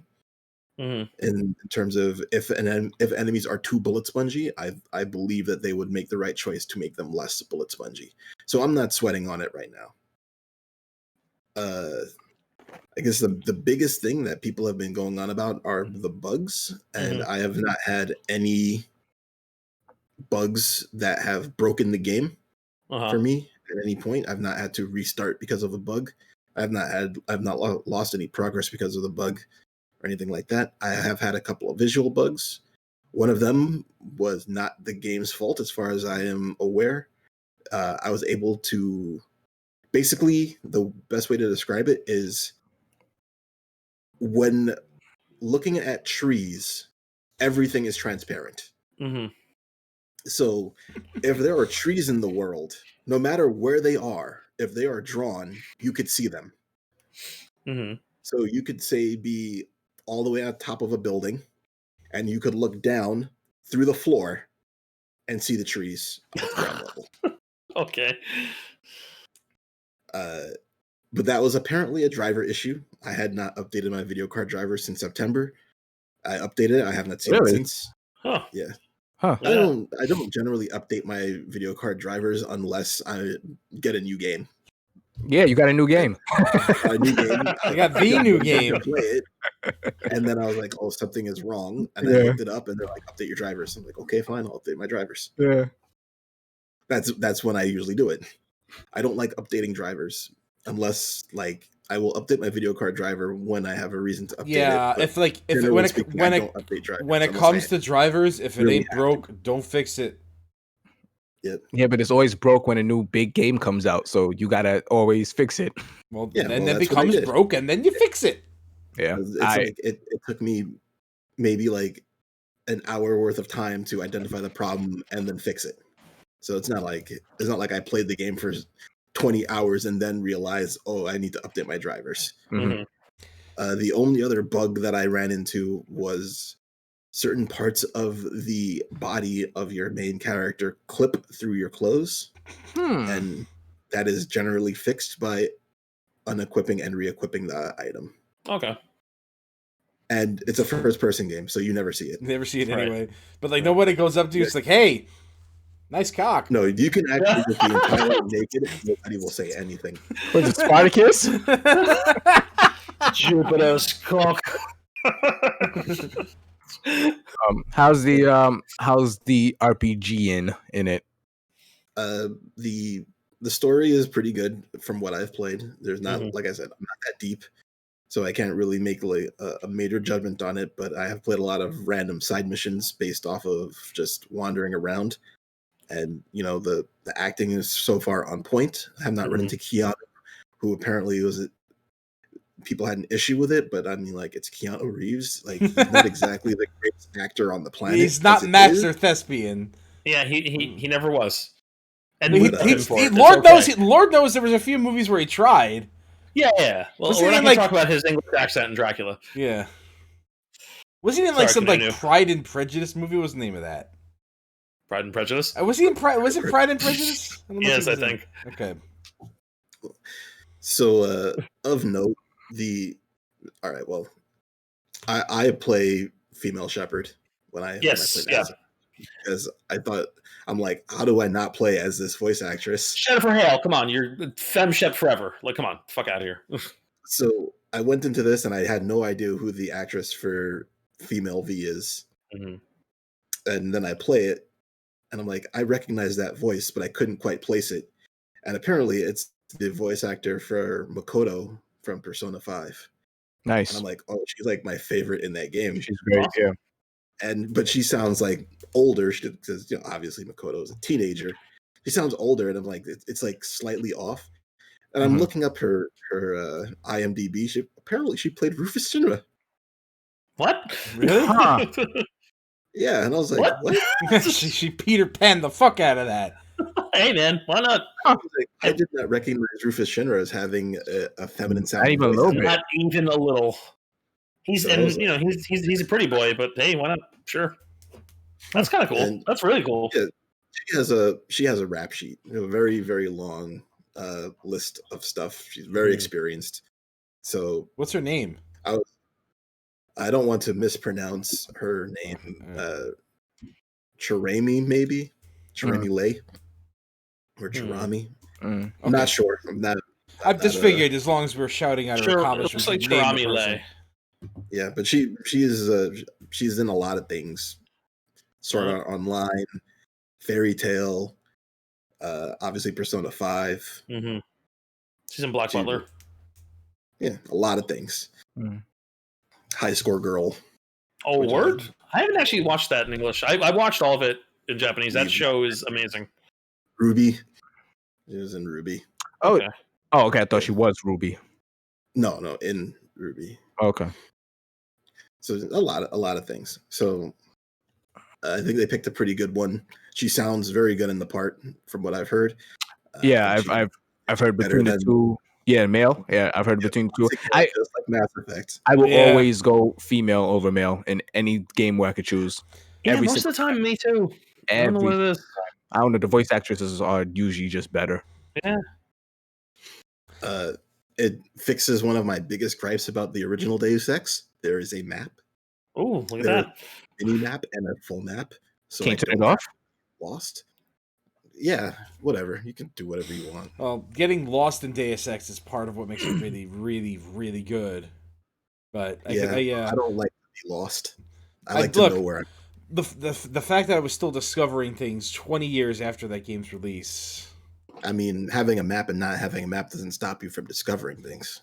It stops me. It stops me from. No, it stops me from discovering things because I've already discovered everything. With a map, it's easier to discover everything sooner, and not 20 years after the fact. You know, I'm anti-map, so I'm all with you. God damn it, Theo. What's a map? No, I don't walk over the same identical looking corridors 22 times. I gotta admit, I'm conflicted. I think you need a map now, especially. I think Cyberpunk needs a map. I don't think they can replicate that. One thing that I appreciated is that getting better at guns doesn't make you shoot better. Like, getting better at guns makes you actually shoot better in Deus Ex, which I always thought was dumb. It's like, you should know how to shoot. You are a freaking agent. So, like, you know how to shoot. It just improves your damage and stuff like that. It doesn't make your aim better. The actual gunplay in the game feels pretty good. Okay. It doesn't feel like, this aiming of this shot is being decided by a roll. All right. You know what I'm going to ask next? I don't. Okay. I have not found any faucets. Okay. Okay. Asking the important questions. They're in it, though. I actually saw a video with it, and I was like, Joe's going to like this. I don't know if they stay on, though. Okay. You got to install the game to find out yourself. It's installed. I've loaded it up, and I have actually done some frame rate testing, and it seems to run pretty okay on the settings I have it on now. But I have yet to get into any like heavy action yet, so it's like hovering around 57 to 62, which is fine. But once things starts exploding, then that's gonna get a little. Yeah. And I assume you're not in the open world yet. Nah, barely even started. Barely even started. I did stare down a character named Big Joe. That was cool. Haven't seen a just like Xenogears. Yeah, I haven't seen a Big Joe in a video game since Xenogears. There you go. And that Big Joe was a loser. That Big Joe was. He was like the best wrestler in the world. He pretended to be a loser. No, yeah, he was. Yeah, when you go to the finals world, the whole time. Yeah. You're like, wait, hold on. You were like the world. I think you got like a medal for the world when you read like a magazine or something. I love that reveal. It's so good. You remember that for some reason.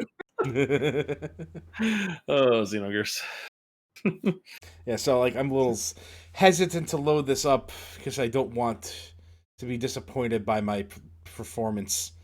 I'm not breaking my seal until I get a new graphics card. Man, that's gonna be such a ways off. I'm thinking by the time I get a new graphics card, they'll fix all they need to fix, and the game will be better. Here's the thing: I've got my processor. The processor's ready. It's in.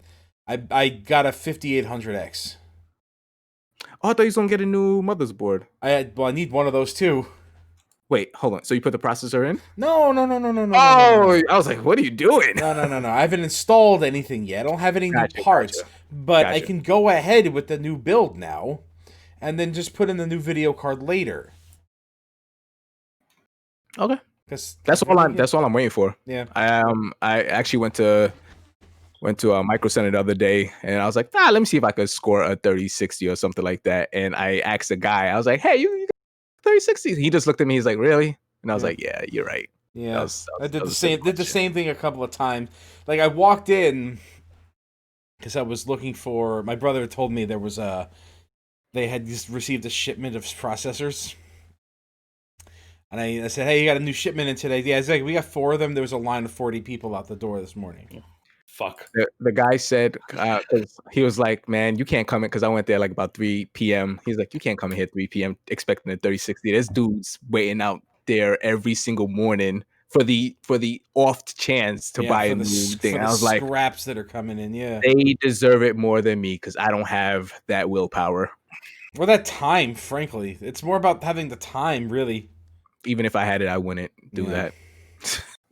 They deserve it. Well, I need my new video card, and I'm not happy I'm not gonna have one for a while. Yeah. But I got a 5800 processor because that's the one nobody wants. They either they either want the budget one or the high performance one, not the one in between. You'll be fine with that. Yeah, I was gonna get a 5600. Mm-hmm. My brother talked me into a 5800 because I'm like, all right, it's available. Paying for convenience right now, and it's a better processor than what I was gonna get anyway. So, okay, I'm good. I'm good with it. Whichever 3070 or 3080, whichever one comes up first, I'm picking up. I don't care which one. Even if I have to shell out more for 3080, well, yeah, you will. Yeah. I can't. Yeah. What are you running it at, Dre? The settings. Oh, what? Yeah, you guys hijacked his shit so bad. I'm sitting there like,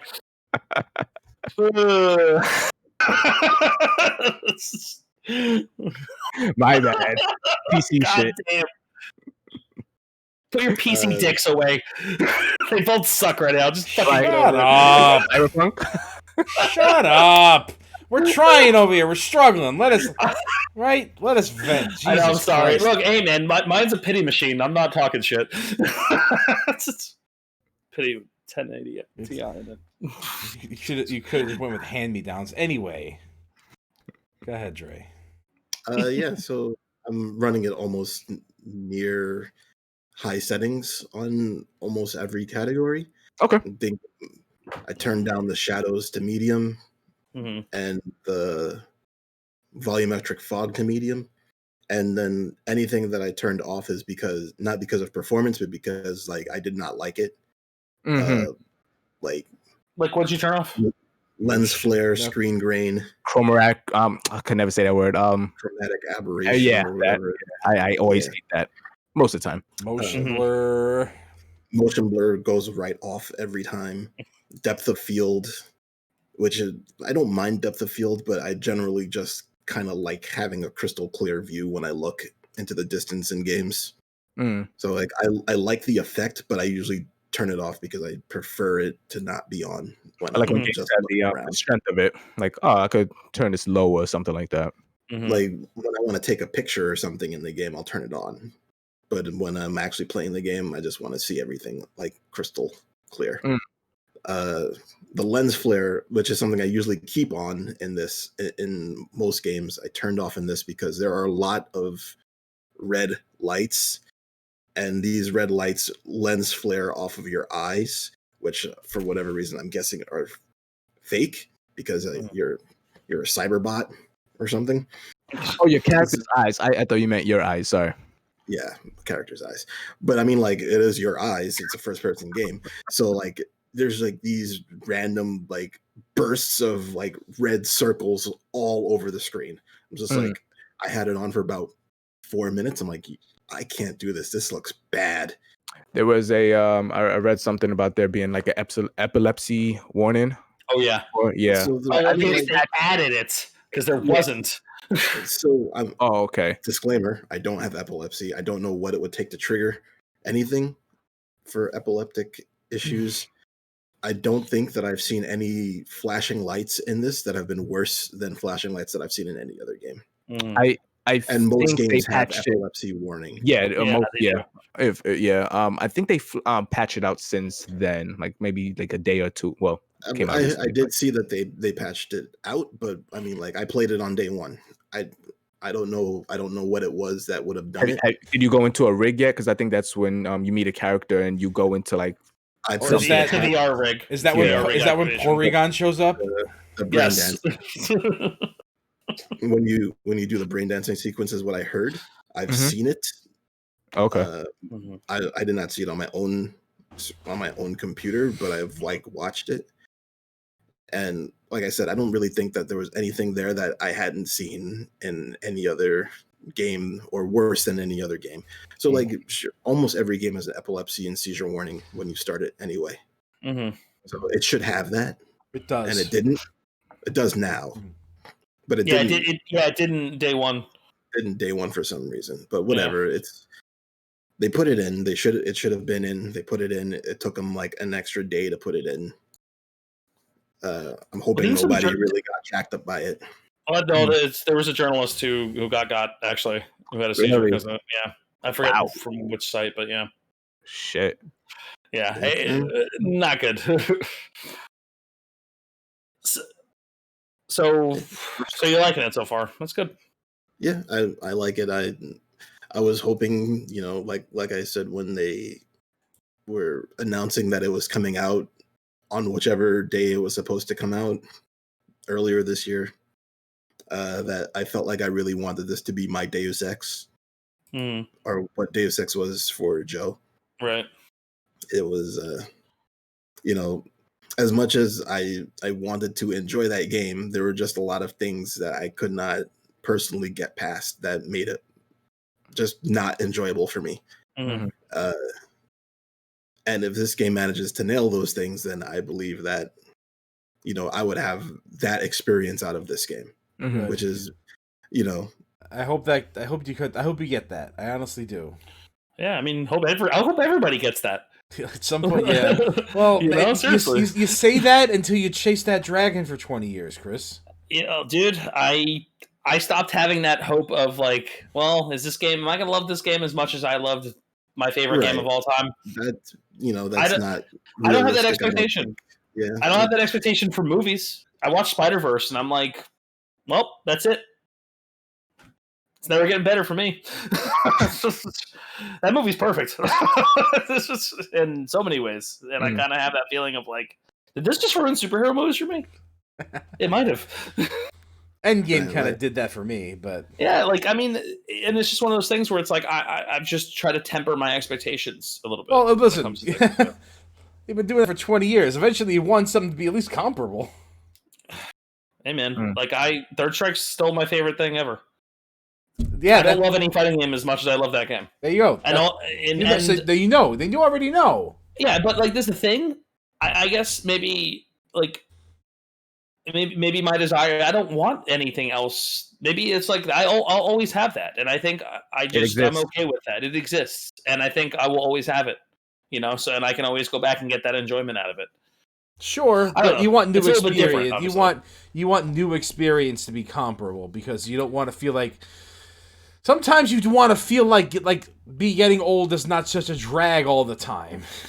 I don't look at it that way. I just look at it like, this was this thing that I loved more than anything. And this is coming from the perspective as a long-term comic fan, right? Because when you're a comic fan, you always fall in love with your era that you got into it. Yes, Because that's when it was new and it was exciting, right? So like at that point, you're like, you wonder to yourself, like, is it ever going to be this good ever again? Probably not. no.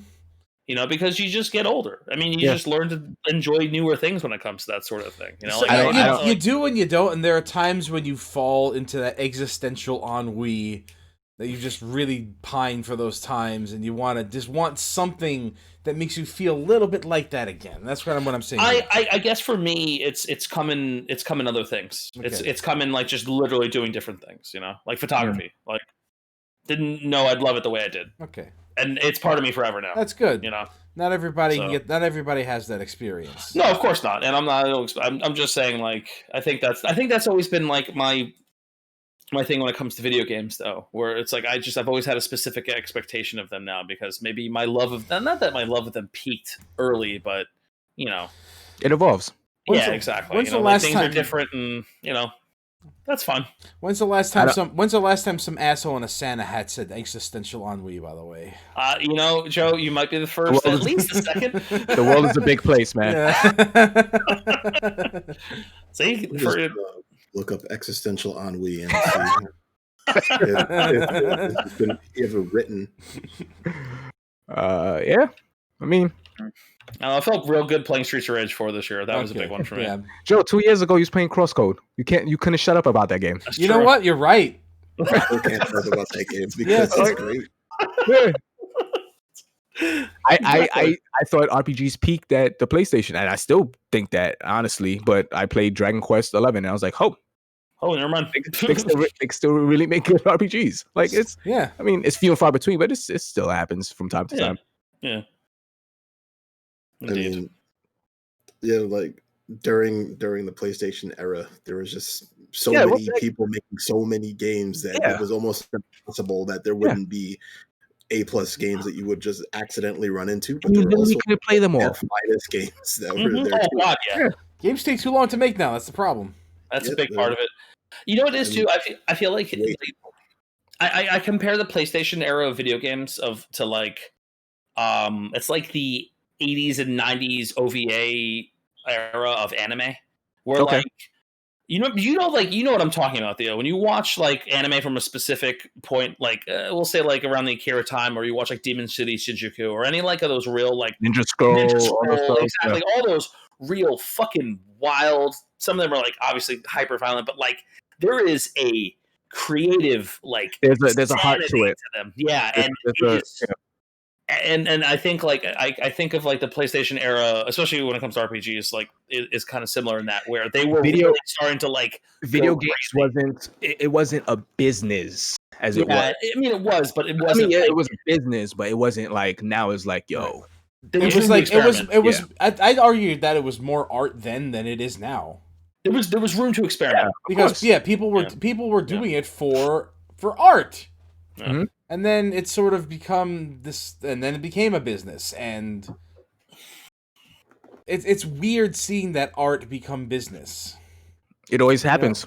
Yep, it's like always happen. Yeah, it's somebody. I guess I could successful. Yeah, and if you look at things that are classified as art, like music and movies and even theater.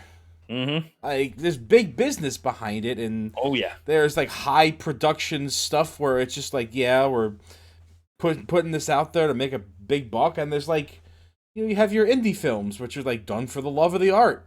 Mm-hmm. Yeah, and it's when the quality of the design and the quality of the art style connect is when you get those really great things together. Yeah. Mm-hmm. Yes, absolutely. But the beautiful thing about that is they both can exist. Yes. Yeah, you can get both. Look at indie games now. Like indie games are as good, if not better than Super Nintendo games. Indie games now are what Super Nintendo games were like then. Yes. Exactly. Yeah, I get that same feeling when I play them. With modern sensibilities, and then you're like playing this and like, oh, this is incredible. Yeah, because you go back and you play like an older game, like most of this game is great. This part's janky as fuck. But the indie games, because we're so ahead, because we are where we are with game design, like they're so fucking polished. Mm-hmm. They're so fucking well made. But on the other side of the coin, you still have those huge AAA games and blockbusters that you're like, okay, I like that there's both. You can see, you know what it is when it comes to AAA, certain AAA games, you can still see the heart. Like if Spider-Man. Okay. Yeah, Spider-Man. But ironically, anything if it's an IP that whoever was in charge of writing or creating, like one of the head people of writing or directing the game loves the thing, and you can tell. Like As the Spider-Man Art game. of Tsushima. I definitely saw a heart in that game. Yeah, absolutely. As much as I don't like Red Dead as a video game, that game is all heart. Yeah, Yep. That game is all heart. You can see the passion there. Yeah, like it's and it comes through, and I think that will usually break through whatever nitpicks you might have about it. Like if it's because you can tell what's tacked in to fill time. You know what I'm saying? It's not like because we're not talking about. Yeah, we're not talking about like Ubisoft, like the Ubisoft map where it's just like, oh god, like you just see the countless infinite number of icons show up on a map and you want to fucking throw yourself out the window. Like it's like so much of it is just nonsense and doesn't add anything really to the game experience. Padding. Like, yeah, it's just padding. It's just straight fucking padding. Like Mhm. you can see the heart and that's what makes the difference between like a really fantastic game and like a mediocre one. Yeah. But yeah. Jesus. Oh, that was a fun little tangent. So Dre, Cyberpunk. So far, so good, huh? So far, so good. How's the speaking of Red Dead? How's the open world in it? The NPCs are very, how to put it, I guess you could say Skyrim-y. So I kind of get that from watching the video. Like nobody can match Rockstar in open world design. Not a person.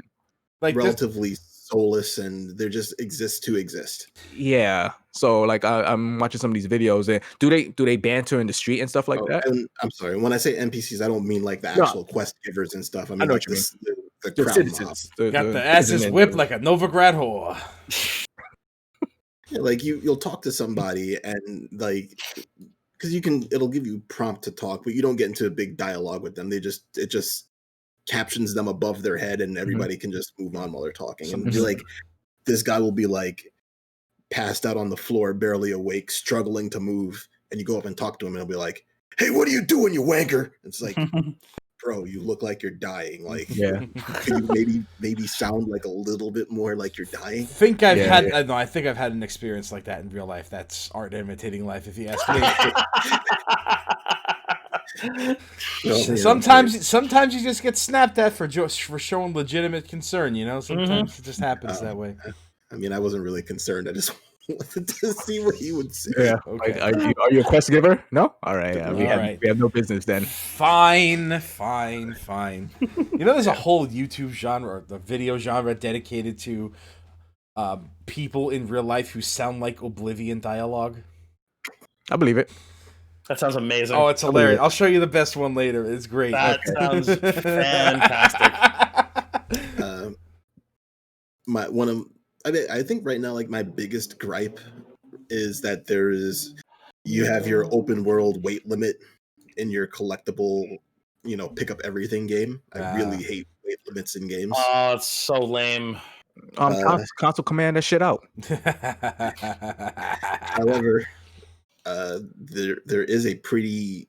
It's not as bad as it feels like it is, because you can summon your car to you at any point. So as long as you get to the road, is your car your treasure chest?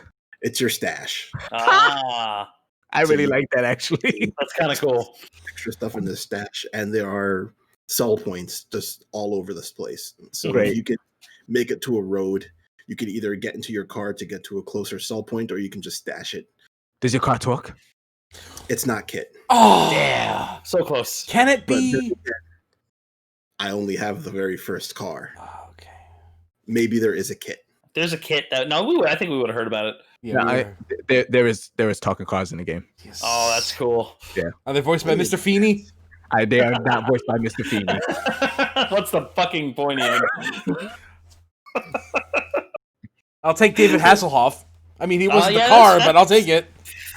That's a He would do it too. That's acceptable. Yeah, in a heartbeat. Yeah. Absolutely. Absolutely, without doubt. So not a lot of issues on my end at this point. Mm-hmm. I'm not saying that I've had a bug-free experience, but I've not had any bad bugs happen or anything like that. I haven't even had like funny bugs happen. Aw. Have any of you guys played The Witcher 3 opening day, like launch day? Yes. I played it relatively close to launch, and it was kind of It hard to play. It was not good. So that's what's making me like kind of just. I have enough stuff to play. And it's also why I'm like, I don't mind going in and messing around with it, because if I see something ridiculous, I know it's going to be patched out. I kind of want to see it. I hear that. It's a giant update for that thing every time I turn on my machine too. I don't feel like it's going to be Bethesda where they say, re-release Skyrim and it has all of the bugs that the game originally had. This time on the fridge. Like, or on the TI Alexa. 86 or Nothing. I knew that was gonna happen. Like, it's 9 years later. Yeah. We can have already patched out the original bugs, but no, we keep them in. I don't think CDPR is doing that. Like, No. Witcher 3 now to when it came out is a vastly different game. Vastly. I only fell through the world once. In The Witcher? Yeah, it was. I fell through it like a couple of times. Remember when you like would jump over a rock and you would die because the fall damage was the bad. fall damage was bad. You wouldn't even have to jump. Sometimes you would just walk. Yeah, and the plane would change. Stumble. And then you're dead. It's like, yeah. Come on, Geralt, shake it off, man. I can fight dragons, but can't. A rock kills him. Yeah. There's a lot of arcade machines in the game, and one of the arcade machines has a game called Roach Race, and it's a horse racing game. Of course it is. What other? I wonder what other Witcher references are in this. Like, there's some guy singing Pamparam in the streets. Pamparam. Oh, you might see Siri. Pamparam. Oh, you might see Siri. Yeah, be on the lookout for Siri. I'll see if I can find her. Is that a theory or is that confirmed? She mentions in The Witcher 3 that she traveled to a world that described it exactly the way Cyberpunk 2077. Right, okay, so she might be an Easter egg in the game. Okay, yes. She probably will be. That's cool. Mm-hmm. Or if anything, what was like one of their first major trailers were playing, and somebody just put her voice. Yes, and it was literally like they didn't even cut the trailer; they were just like playing her voice in the trailer at the same time, and it was just like describing the trailer. Yeah. Oh, that's awesome. Yes. Yeah. All right, that's exciting. So Very I'm definitely looking forward to delving a lot more into this. I want to finish Cold Steel before I really get into it. I want to know your final thoughts on the end game of Cold Steel. Yeah, I must know. Yeah. Inquiring minds require this knowledge. I gotta know how the ending satisfies you, if. I'm definitely in the last chapter. So right there. We assembled the Avengers. I had like all of the main characters from the previous game like controlling and on my team, and then after I finished that encounter, which included a split party, and then that split party fighting 2 battles back to back split. Mm-hmm. So like each team had 8 people, and then it got split. So there was like 4 battles with 4 different teams in a row. And I was just like, yo, like this is great right now. This is they're really leveraging all of these characters. It's good. And then they take them away from you. How much people you think is gonna walk away alive at the end by the end of it? Every single one of them, because this is like Final Fantasy 14. Nobody dies. Mm-hmm. Your story don't have to be. I mean, your story's not elevated because people die, so that's fine. Right. I mean, like for somebody to die, that death has to mean something. Like if you're going to make the character and then kill them, it needs to mean something. And the only character that I know is dead, it happened off screen. So you don't even know if they're dead then. I was like, man, you kind of look like a generic character anyway. And it wasn't even from this game. It was like from the first game. It was like, you look like a generic character. You were like there for about 22 minutes. And then we didn't even get to defeat you. Like you just died off screen. Okay, cool. And he has never been heard of or spoken of again.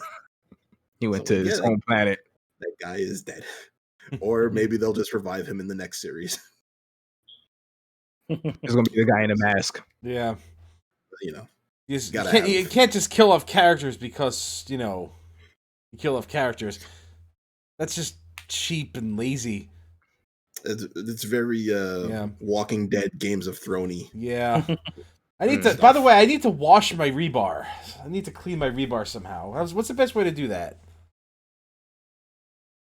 Put it through the wash. I don't know. Wow, you didn't get that, Chris? Okay. Nope. Okay. I love they gave you a straight answer. Serenity. Oh, okay, got it. Oh, that's real good. I had to. It was real good, but I had to explain it. Okay. I was also like glancing at like a thing as you said it. So okay. You know, I saw that movie before I saw Firefly. Oh, yeah. Jesus Christ! Really? Wow. It was on TV, and I was like, "What's this space thing, huh?" Oh boy, that guy's dead. Wow. Dead. Wowie. Zowie wowie. Anyway, we've been at this for about 2 hours. Oh my God! Really? Yes, we have. So I guess there was some Game Awards thing to talk about. Yeah, we may have. Oh, there's more, folks. Strap in. I guess we'll get to that. Yes. God damn it. When will we get to that? Mm-hmm. After the break. You mean this break coming up now? Yeah. All right.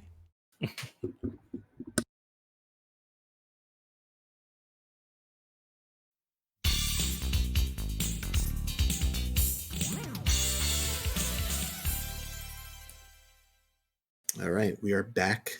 We're going to talk about these Video Game Awards 2020. Mm-hmm. Obviously, not our choices, because we, the arbiters on what is an awesome game, were not consulted for this. Nope. So, unfortunately. Well, did you see our lists? Then yeah. Yeah, our lists are proven by science. Yeah, mathematically operated. Not That's right. Yes. And Precision mathematics, sir. Okay. So you don't have to wait for the Earth to rotate. Okay, I'm not doing this. Nope.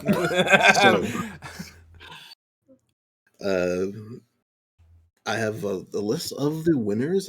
These are not listed in the order that they won the things on the actual show. I have grouped things together for convenience sake. So let's go here, and I'm just going to go down the list, and after I'm done with the list, we can talk about them if we need to. So just, try to hold on to any specific one you want to shout out. Okay. Most anticipated game was won by Elden Ring. Best esports team was won by G2 Esports. Best VR AR game was won by Half-Life Alyx. Best sim strategy game was won by Microsoft Flight Simulator. Best fighting game, Mortal Kombat 11 Ultimate. Best ongoing game, No Man's Sky. Best esports athlete was won by Showmaker. Best esports host, I've never heard of this guy, and I don't know how to pronounce his name. SJOKZ. S-Jokes? S-Jokes. Jokes? Okay, you got it. I don't know, maybe. Skellige? This is the games for impact category is won by Tell Me Why. Best sports or racing game was won by Tony Hawk Pro Skater 1-2. Best esports coach was won by Zonic. Let's see here. Among Us picked up 2 awards in Best Multiplayer and Best Mobile Game. Final Fantasy VII Remake picked up 2 awards in Best Score and Music and Best Role-Playing Game. Ghost of Tsushima picked up 2 awards in Best Art Direction and the Player's Voice, which I believe is just the Player's Choice Award. What the players voted for. You have something that you need to say there, Theo? No. So, no, I literally. Sorry. Hades won Best Action Game and Best Indie Game. Best Esports Game and Best Esports Event was won by League of Legends. And the last 7 options here were swept up by Last of Us Part 2 in Best Action Adventure Game, Best Narrative, Best Audio Design, Game with Best Accessibility, Best Game Direction, Best Performance, which I believe was the musical category for Abby, the song in the game, and Game of the Year. So 7 awards for Last of Us Part 2, the big winner of the event. Good showing from Among Us with the 2 almost 3-year-old game. Yes, Yeah, it won several. It's won several awards in the game of the. How do you guys feel about that? I was about to say, I was going to comment on that. I don't know how I feel about that. I don't like it at all. Yeah, Yeah. I think it sets an interesting precedent that nobody's really talking about. Yeah, as Dre read over that, I was like, wait, what? Almost as if we're here to say a game's lifespan begins at its discovery, not its creation. Okay, well, now what's the difference between, say that game was look at Hades on this list. Hades has been out for almost 2 years. Yes. And it finally got 1.0 now. Yeah, Hades has that 1.0 release window of, saying, "Oh, we were in early access. We weren't done yet. We weren't actually officially released." Among Us was. Yeah, that's really odd. I feel like I can forgive the Hades thing more than the Among Us thing. The Among Us thing is very, very strange. I feel like once you buy the game, it's out. So it falls on Hades as well. I mean, didn't we give awards to PUBG before the game even came out? Yeah. And speaking of awards before games come out, that most anticipated game category is the most nonsensical fucking thing I've ever seen in my life. It's a weird one. I'm just like, what the fuck is the point of that? Well, every whatever. so often you need to have an advertising award, right? Yes, it's a fringe category that didn't really receive more than 2 minutes worth of time, so it's okay. Yeah, thank God. But it's just it's such a waste of time. Like if this was the actual awards show, like not like the the COVID one that we got, and it was there would have been time wasted on stage for that. Theoretically, that's fucking insane. I'd argue that there was still time wasted. Well, despite here's the thing about the Among Us winning best long. multiplayer game and best mobile game, is that there are other games on this list here that have been released even before Among Us was a thing that have won awards, namely League of Legends. Well, yeah. And No Man's Sky as well. No Man's Sky won best ongoing game, which is kind of right. Yeah, that's like the categories are kind of different here, but at the same time, neither of these awards that Among Us won were specified that they had to be a game in this year. It wasn't a game of the year category. Mm-hmm. That's true. Right. That's fair. None of them actually say that, right? Yeah. I mean, like they could have given best action game to Doom. Usually but like, isn't it implied if it was up for an award, it was a game that was released this year? It is. Yes.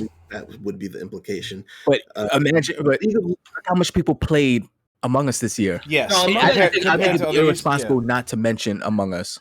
I think, look, I'm not saying Among Us shouldn't have been recognized in some capacity, because obviously it deserves some kind of recognition, because the game is really fun. Like, I love that game, and I think most of us we've all played it, right? At this point. I played it. Yeah, I played it. Yeah, and I played it.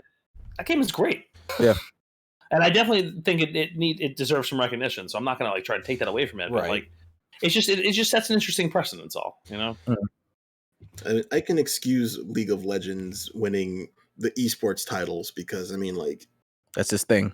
How many esports games are there like really that are actually popular? It's not that many. No, not really. And also, I mean, this is my insert shit on League of Legends, statement here. I don't understand how people fucking watch MOBAs. I don't really it's the most boring shit I've ever seen in my life. Like, I thought Dota was boring a million years ago. It's still fucking boring. League is fucking boring.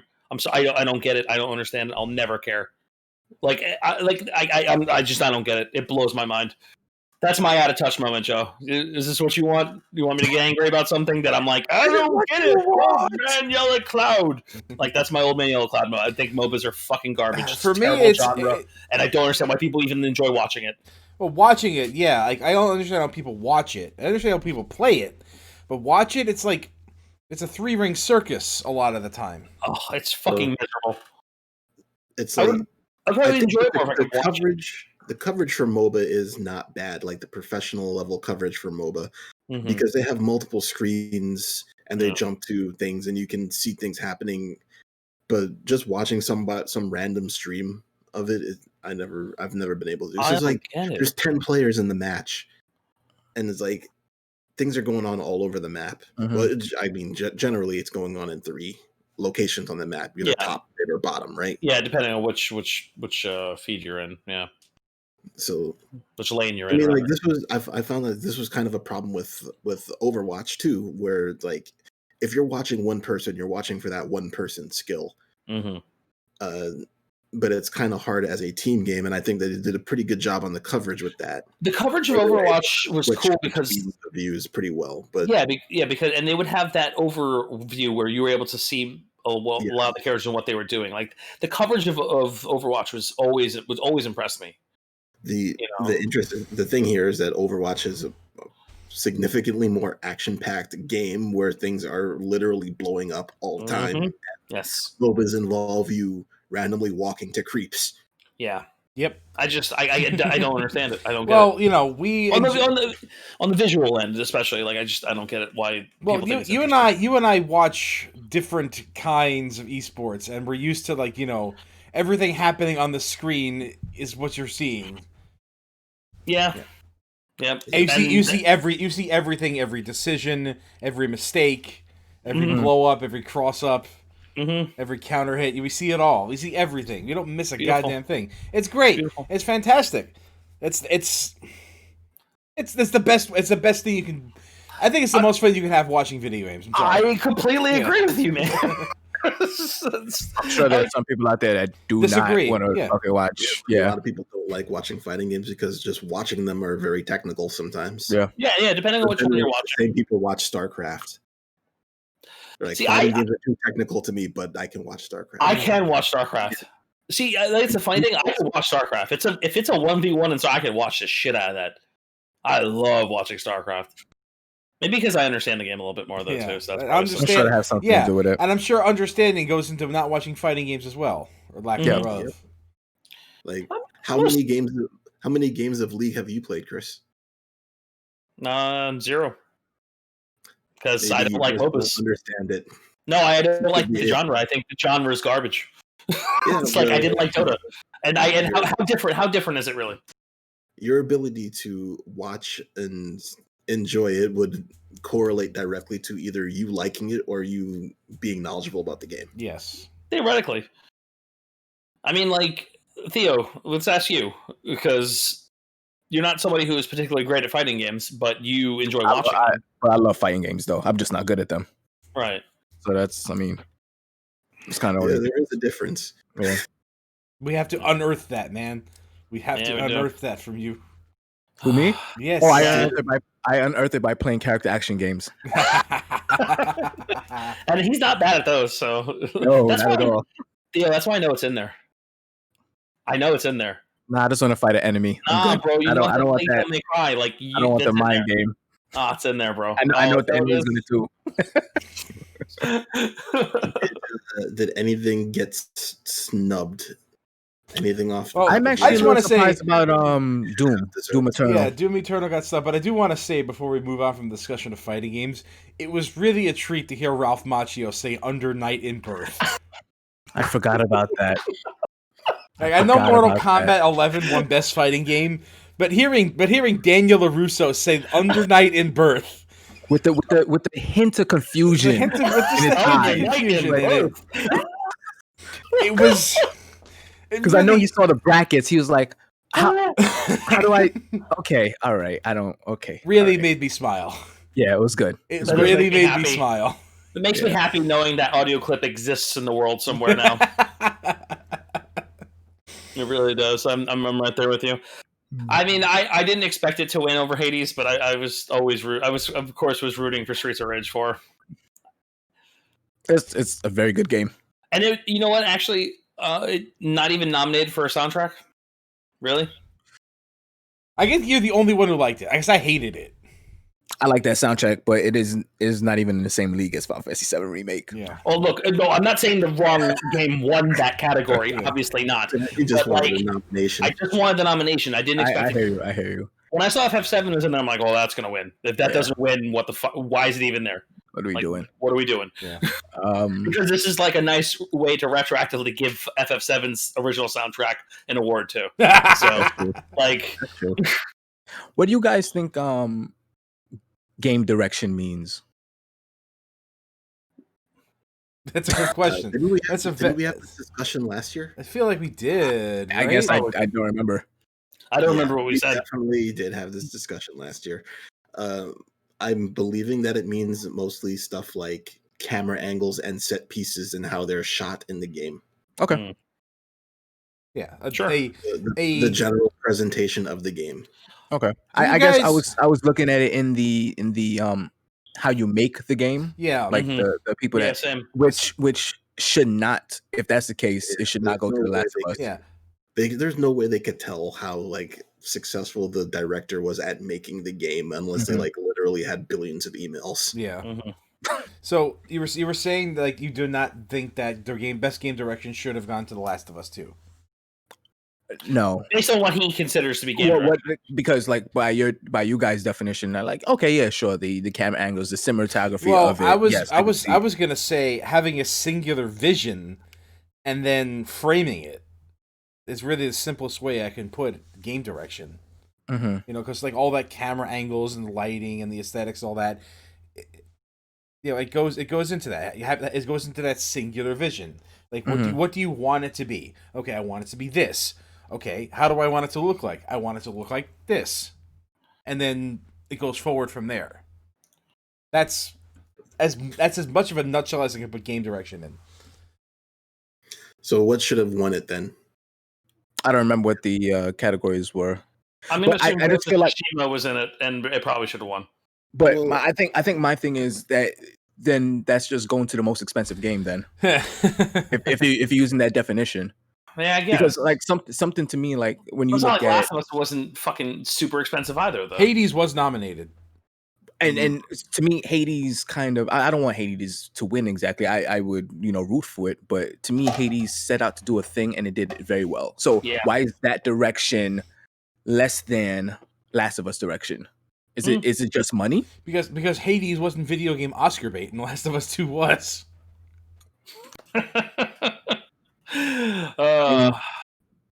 There's probably some truth to that. Yeah, I mean, I'm not gonna lie. I'm not like, I don't really care what wins Game of the Year because nothing in there Yeah, that I it doesn't really matter. give a shit It doesn't about. matter. It ultimately doesn't really matter. I mean, that's not true. Was FF7 remake up for There that? were a lot There of was. good games in that Right. Game of the Year I- list. Mhm. I'm going to be honest with you. I think 2020 is defined by Animal Crossing. I was actually I'm gonna not say joking. that. I was gonna say this is the Rocky argument, right? And when you guys, if you want me to elaborate on that, Go ahead. Rocky won Best Picture at the Oscars in the year it came out in 70. The first Rocky. Yeah, 76. Really? Yeah. That's my favorite Rocky, but that's a weird movie to win. So, and you want to know what movies it beat? Mm. It beat Network, which is Okay. one of the greatest films ever made. And there was Okay. some other like, there's another movie that I'm blanking on that was like of equally impressive stature that came out the same year. And Network Rocky beat them both. Network is the movie where the guy's like, "I'm mad as hell and I'm not going to take it anymore." Right? Yeah. That's that one. Well, I also, if anybody has ever seen Network, do yourself a favor and watch it. It will terrify you in a way because that movie is eerily predictive about a lot of different things. I've never seen it The before. word you're looking for is prescient. Yeah, it is an extremely prescient movie. Like holy Mhm. shit. I would highly recommend a viewing of that. It holds up extremely well. But Okay. like, and when you think about when it's made, it's actually mind blowing. But and I love Rocky. I love that first movie. It's great. And that movie, Rocky, was of its time. It was very much. This was a 100%. this was That's a why that. movie made for the right reasons at the right time by the right guy.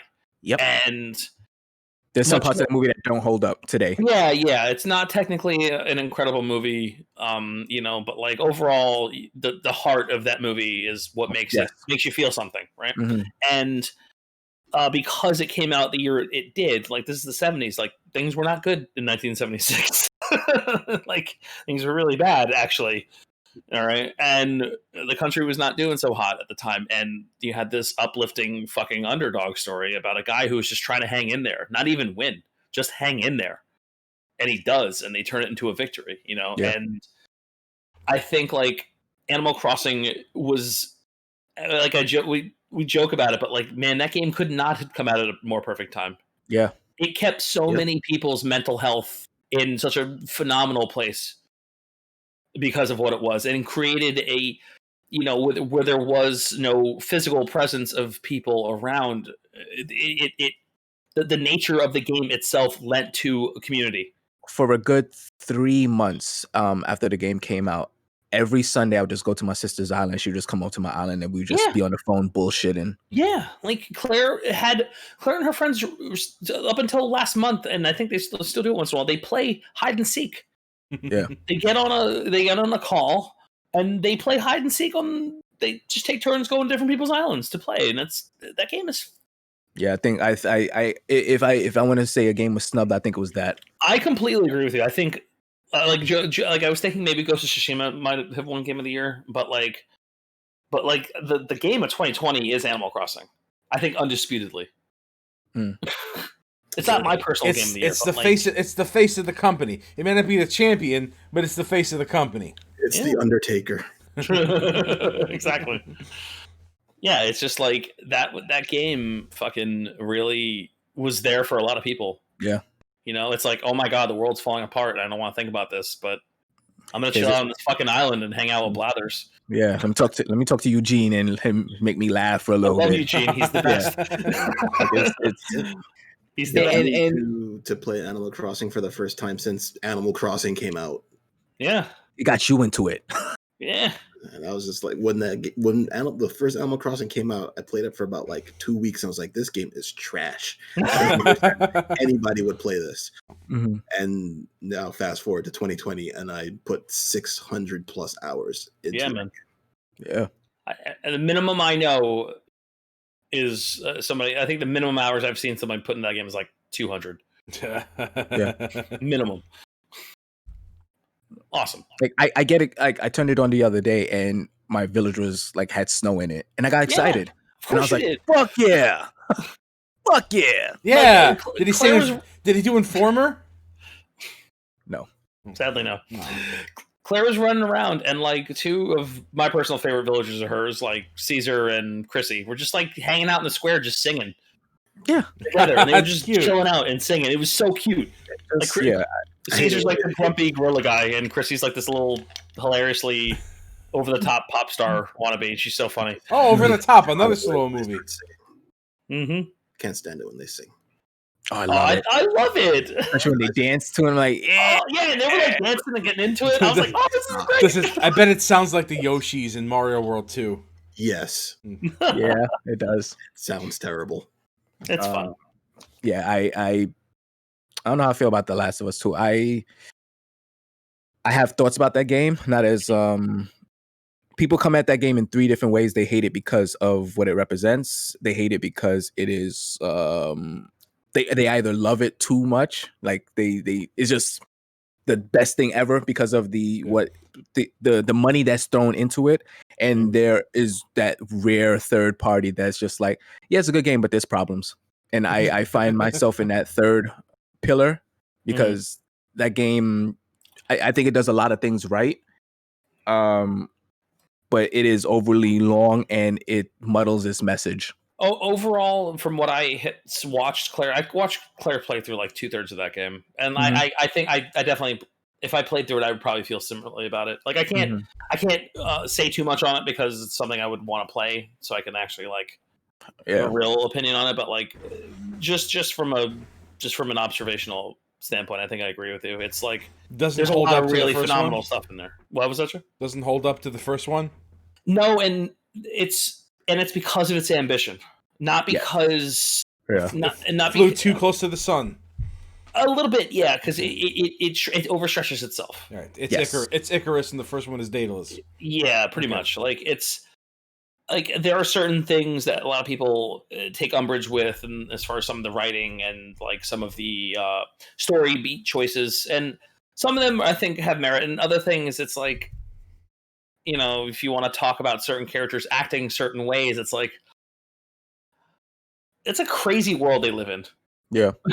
Okay, like there is, and in regards to certain characters, there was some real fucked up shit that happened in the last game too.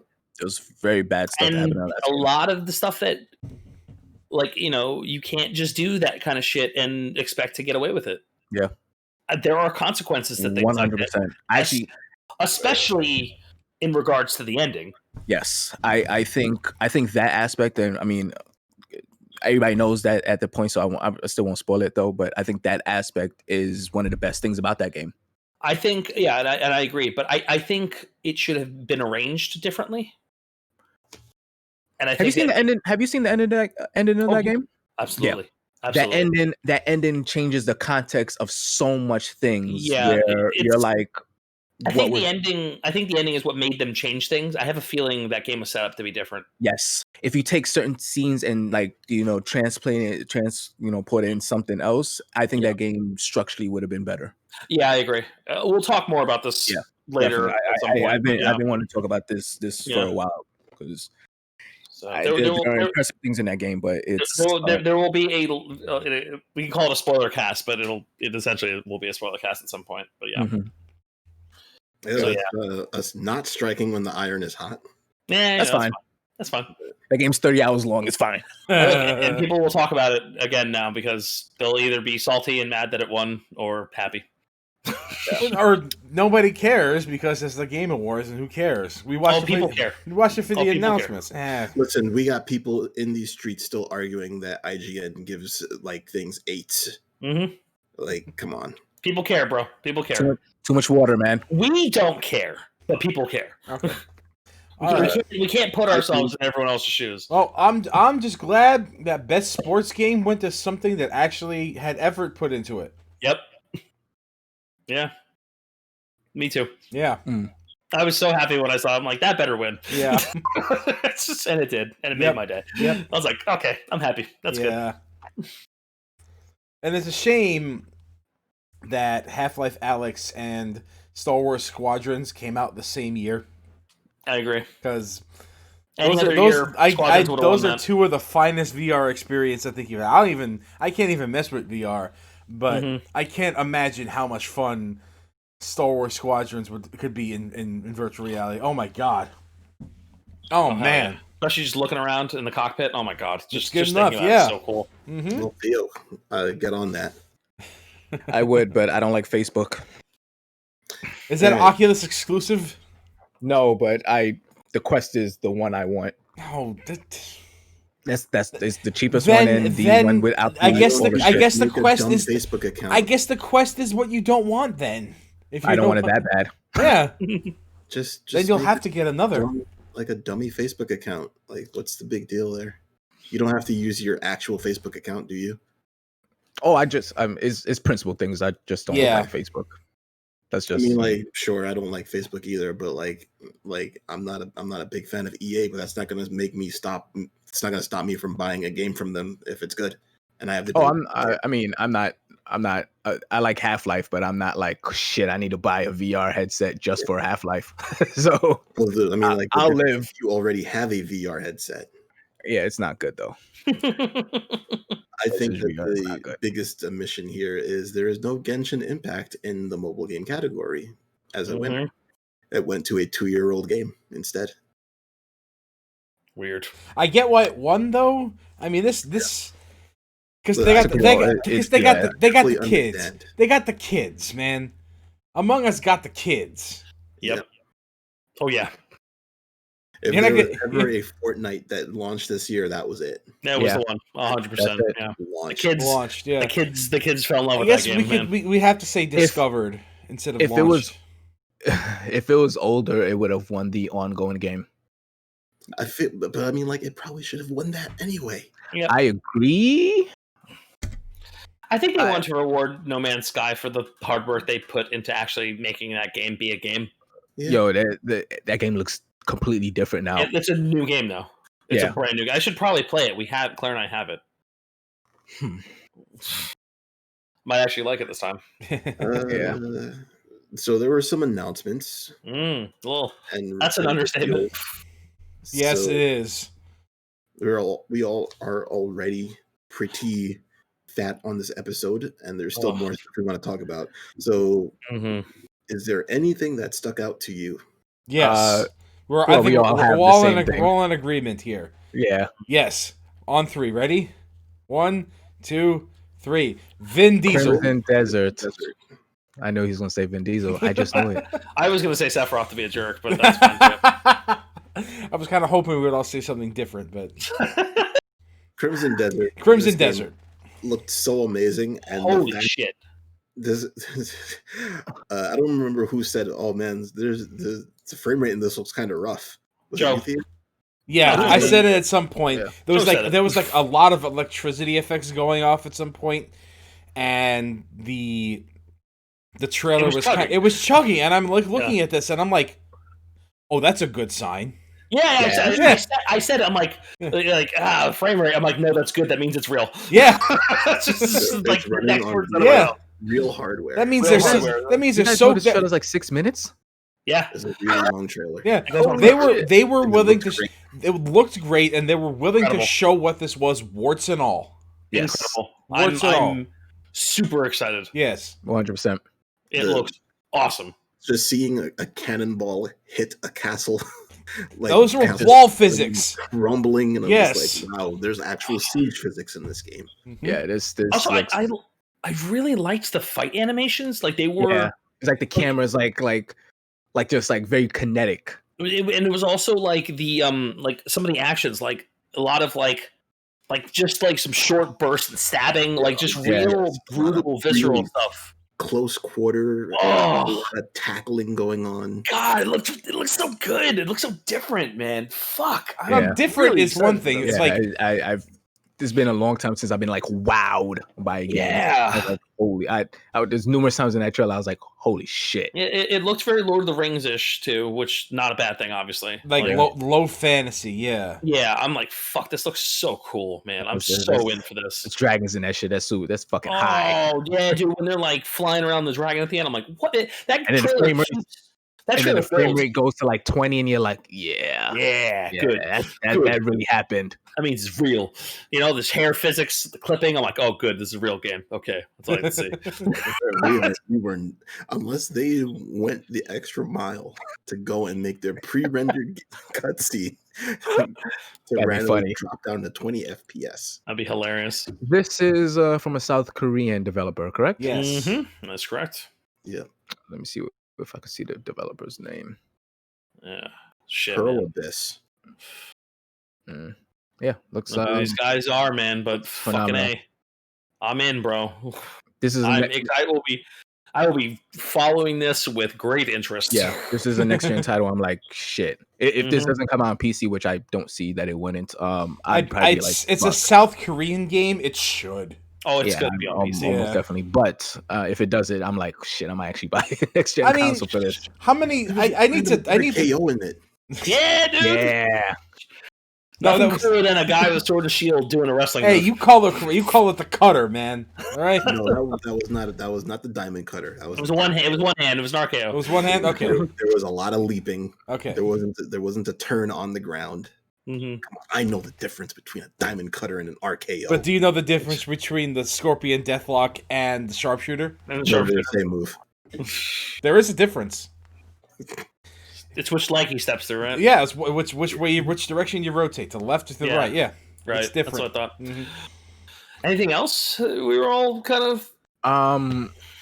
I know Joe hates this game, but Disco Elysium, the final. Well, cut. okay, all right. Here, I At will first- only say good things about this now because So yeah, I didn't realize this at first, but I rewatched it. Actually, I didn't rewatch the trailer, but somebody mentioned that it will be fully voiced. fully voice and acting, which is great. I was blown away by that. I actually stopped playing the game because of that, Yeah. because there is a lot of reading in that game. for what it lot. is, for what the game is, this is a big step. Yeah. I may hate And what- I may hate this game the way Roger Ebert hated North, but this is a good step for what this game is. It's it'll really enhance it. What it is. And what sucks about it, because you kind of see the hints of it with the initial release, because they would sometimes talk like the first 2 lines or the first 2 paragraphs and then just stop, and then you're like, fuck, there's so much text in this game. So much, but fully voiced, and you talk to a lot of characters in this game. Yeah. So Well, I am literally all you do in that game. Oh yeah. But yeah, I'm super happy for that, and it's gonna be a free update for anybody who still owns that it. So. that is cool. I may hate this game with a fiery passion, but that is cool. You respect what's happening. I do. Yeah, I will actually get through that game now. I'm pretty excited for the Warhammer game. Okay. Because that's made by the Vermintide. That's made by the Vermintide people, and it's just Vermintide, but in 40K in the 40K universe. So I'm excited for that.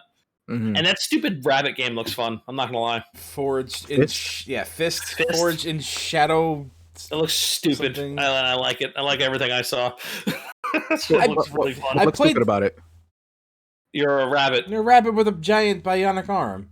Yeah, it's ridiculous. Anthropomorphic rabbit. I played the demo. I played the demo. Wasn't impressed, but oh yeah. Oh, the demo's out. I didn't realize the demo was out. It was out a couple months ago. I'm not sure if it's still available. Yeah, I don't think it's out. I don't think it's out now. It was that that initiative that I think Geoff Keighley had or something like that. I forgot. Something like that. Yeah. Yeah. There's a bunch of demos available for some upcoming games, and that was one of them. Yeah. All right. Anything else we want to touch on? I don't really think there was anything that I really saw that really jumped out at me or that I really liked. Mass Effect? Mass Effect we could talk about. The closest thing I came to liking something that was new, besides Crimson Desert, was that what was the name of that? The Western game. Oh, Evil West. Evil West, thank you. Yeah, that one piqued my interest a little bit. That was the only one though. Everything else was well, I've had my eye on Scarlet Nexus, even though it's like really, really heavy into that anime aesthetic. It just looks like a fun game that I could get behind. But I've seen it already. But as far as new things go, just we didn't really see much of Evil West besides a cinematic trailer. We didn't see any game or Oh yeah, that's not much for me. Oh yeah, there was Ghosts and Goblins, but I don't really consider that new. Well, I mean, you guys I'm not a Ghosts and Goblins fan. And it's Ghosts and Goblins, not Ghouls and Ghosts, but it'll probably borrow a lot from Ghouls and Ghosts. Honestly, I could never tell you the difference between the two. They're both games that I did not enjoy playing. Yeah, they're brutally difficult, brutally, punishingly difficult, and it doesn't. And it's one of those games where if you fail, you're put behind the 8 ball. Yep. And it's there's room for so many of those games in my life, and that's pretty much all taken up by Gradius. Yep, Gradius or Ikaruga. Yeah. I'm not gonna lie. The FF7 trash that I am was very excited to see Sephiroth. You know, I was because the show opened up with that, correct? More or less. Yeah, I'm not stuff revealed on the pre-show. Yeah, but the show proper opened up with that. And I looked at it and I just rolled my eyes and I was like, and Kayla's watching. Kayla's just sitting on the couch. She's looking and she's like, "Is that Sephiroth?" I was like, "Yes, yeah, of course it is." And then I watched the trailer again. I was like, "Yeah, this is actually like I was fucking awesome." Yeah, watching the trailer, I'm watching this shit happen, and like I can name that tune in one note. And, yeah, exactly. The moment the thing slashed in half, and I just heard "dum," and I'm like, "Oh, here we go." Like, Cloud was like that also. Yeah, it's like he's like, "Motherfucker, not again." And I love that they just played the end of Having Children. It was like, yeah, here's just the end of Having Children. I will not be a memory, and I'm like, God, they're really hammering that home. That was great. I was really amused when Cloud said, "Stay where you belong." Like I said, like I feel like Cloud was like speaking for like everybody else. Like, oh my God, this fucker again, really. But you know what? I mean, it's a good pick. And there's more villains in the game. Yeah. And there's almost never DLC villains. So that's cool. Well, yeah, I can't think of was King K rule of DLC? No, he wasn't. But I'm gonna ask this question that everybody has always asked whenever a new Smash character comes out. And that Canyon used to ask all the time in WCW, Mm-hmm. who better? Who better? Who better?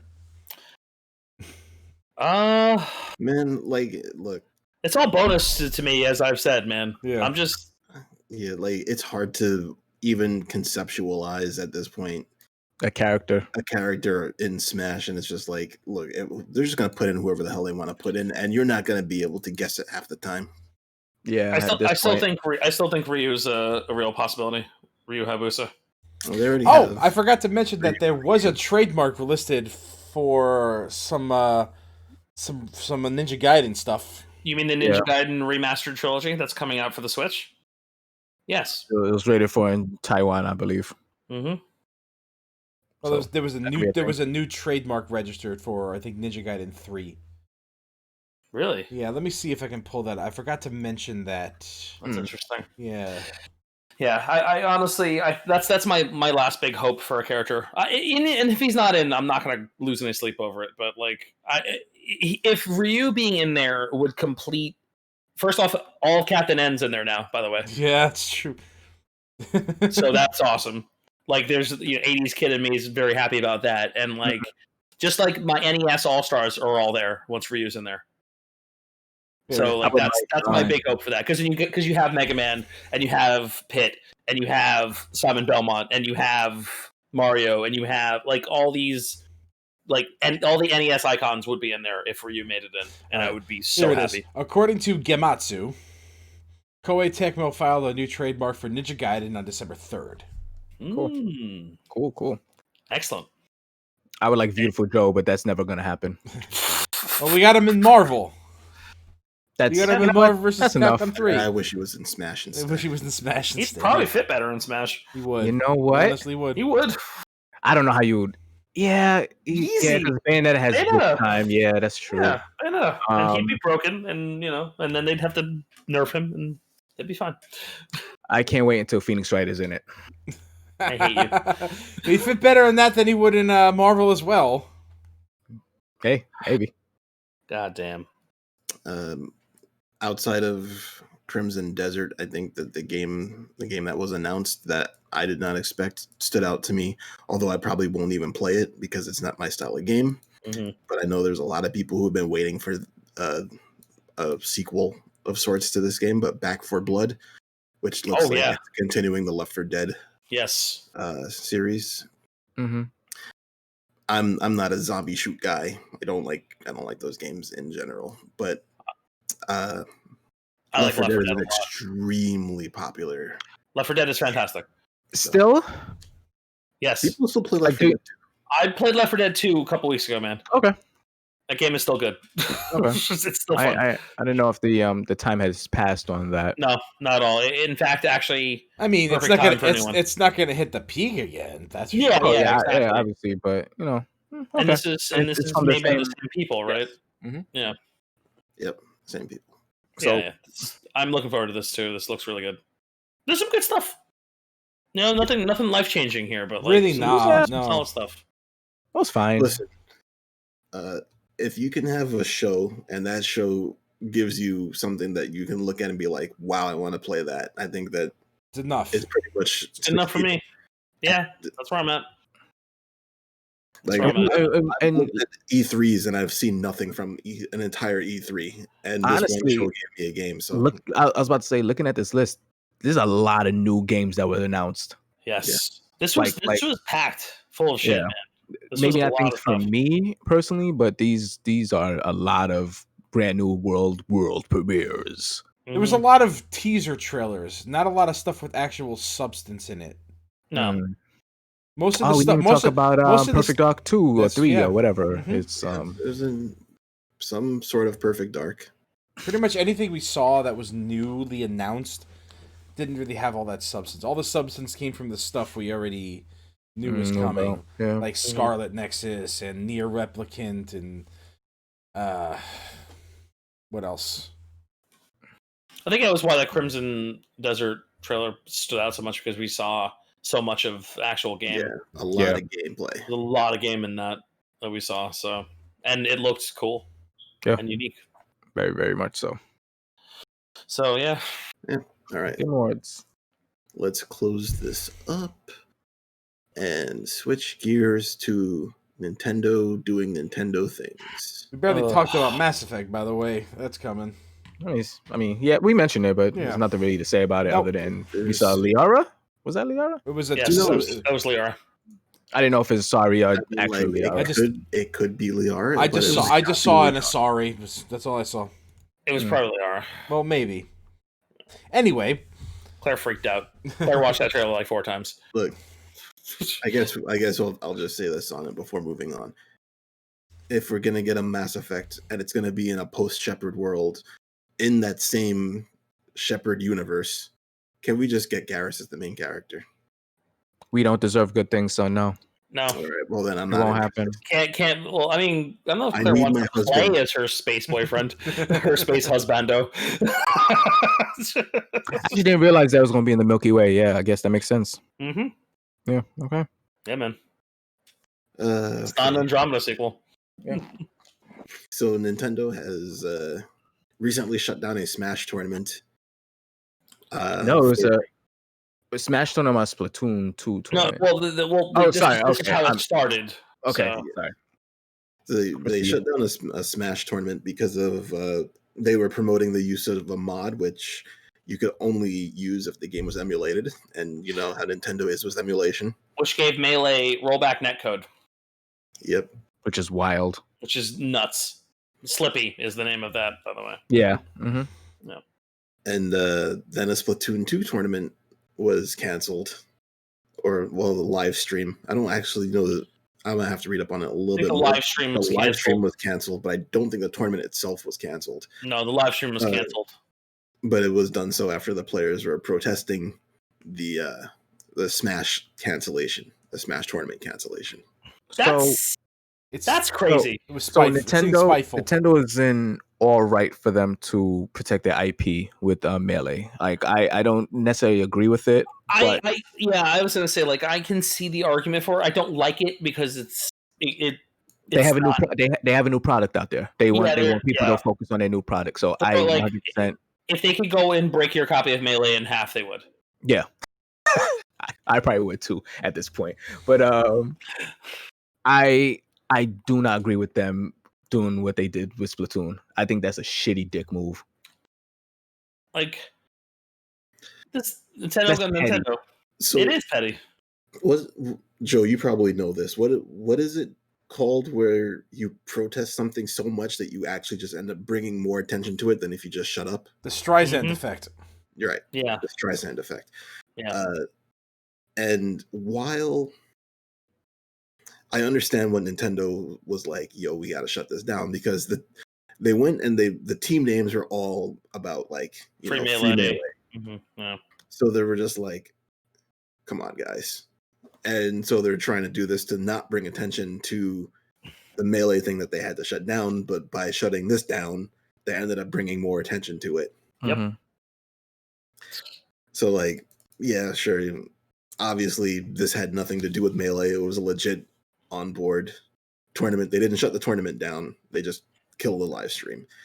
That sucks. They shouldn't have killed the live stream, I don't think. But you guys know how Nintendo is. Like, you just can't, like, it's to the point where it's just like it feels archaic. Don't put Nintendo on your channel for any reason. Like, you just do that. Like, every time I stream Zelda Randomizer, I'm like, is Nintendo going to kill my channel? Mm-hmm. That's understandable. That's fucking likely. I don't think it's specifically likely. I think it's more likely that Nintendo goes to, say, VTorp, one of the main developers of Zelda Randomizer, and say, hey, cut this shit out. C&D, baby. Mm-hmm. So. Somebody made a joke saying that that's the next Pokemon game, cease and desist. That's fucking strong. Which one is the blue one? Cease. Yeah, cease, yeah. They're both red. Cerulean for they're both cease, red. Man. Huh? They're both red. You're right. It can't be both red. Different shades of red, different hues. Yeah. Yeah, That sucks, man.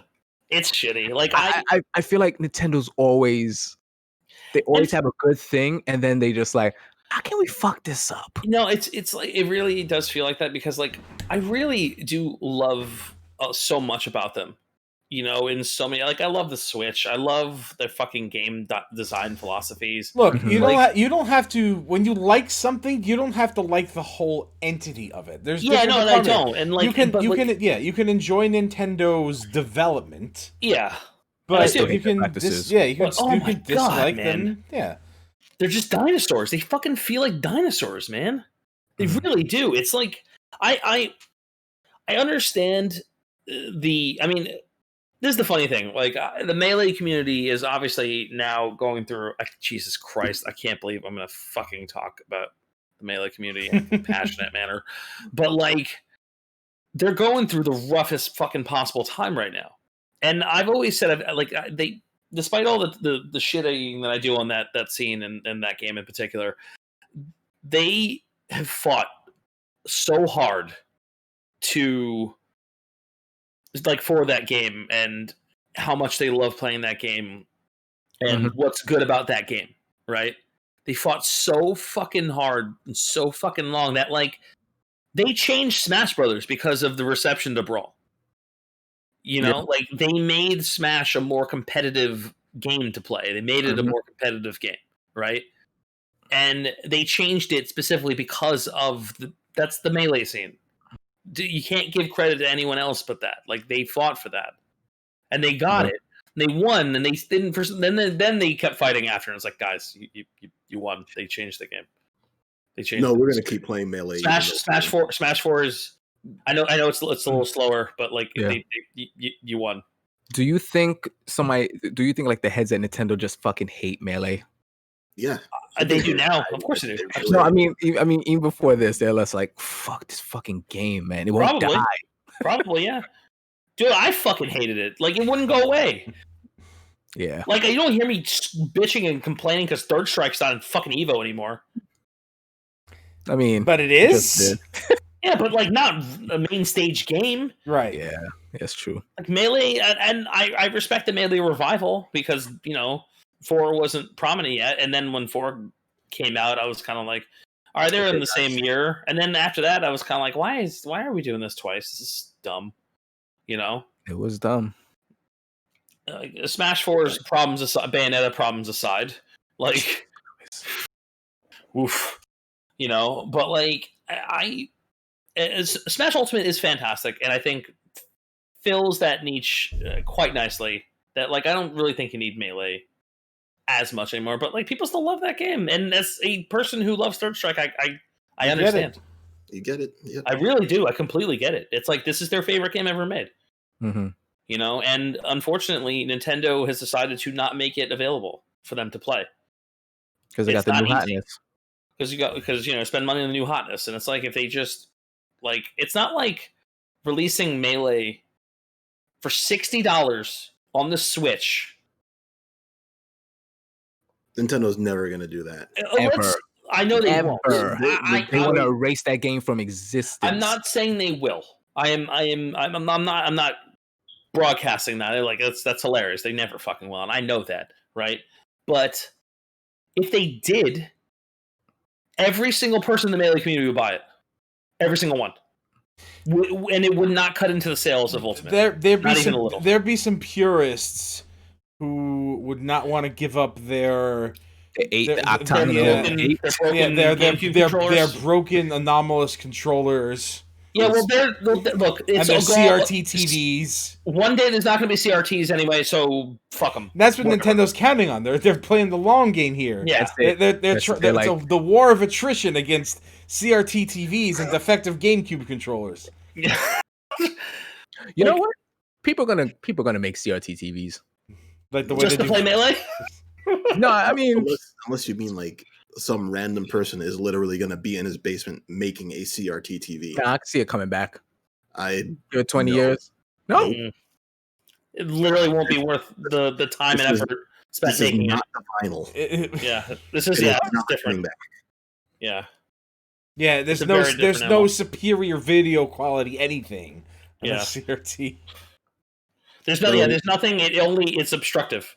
The only thing that it has, I can't even say has anymore. The only thing it had over our current technology, flat screen televisions, is that the response time was better. Yeah. And that has essentially been fixed. Yeah, we saw that. Yeah, we fixed that. But like, it's just we fixed it so hard we inverted from CRT. I really. What was that game? I mean, it's true. We are concave now, and CRTs are convex. Like the curved monitors, they're concave. Yeah. We did it literally. The game that played itself because of the delay.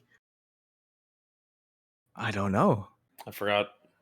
Oh, fuck, it's gonna kill me. I don't know. I don't know what you're talking about. I've never heard this. No, we talked about it on episode at one point where they were like running down the list of issues with cloud gaming, what the game was going to do on the cloud gaming service. And it was like, it's going to predict what you do. And instead of waiting for your input, it's just going to do it. Oh, I don't remember that.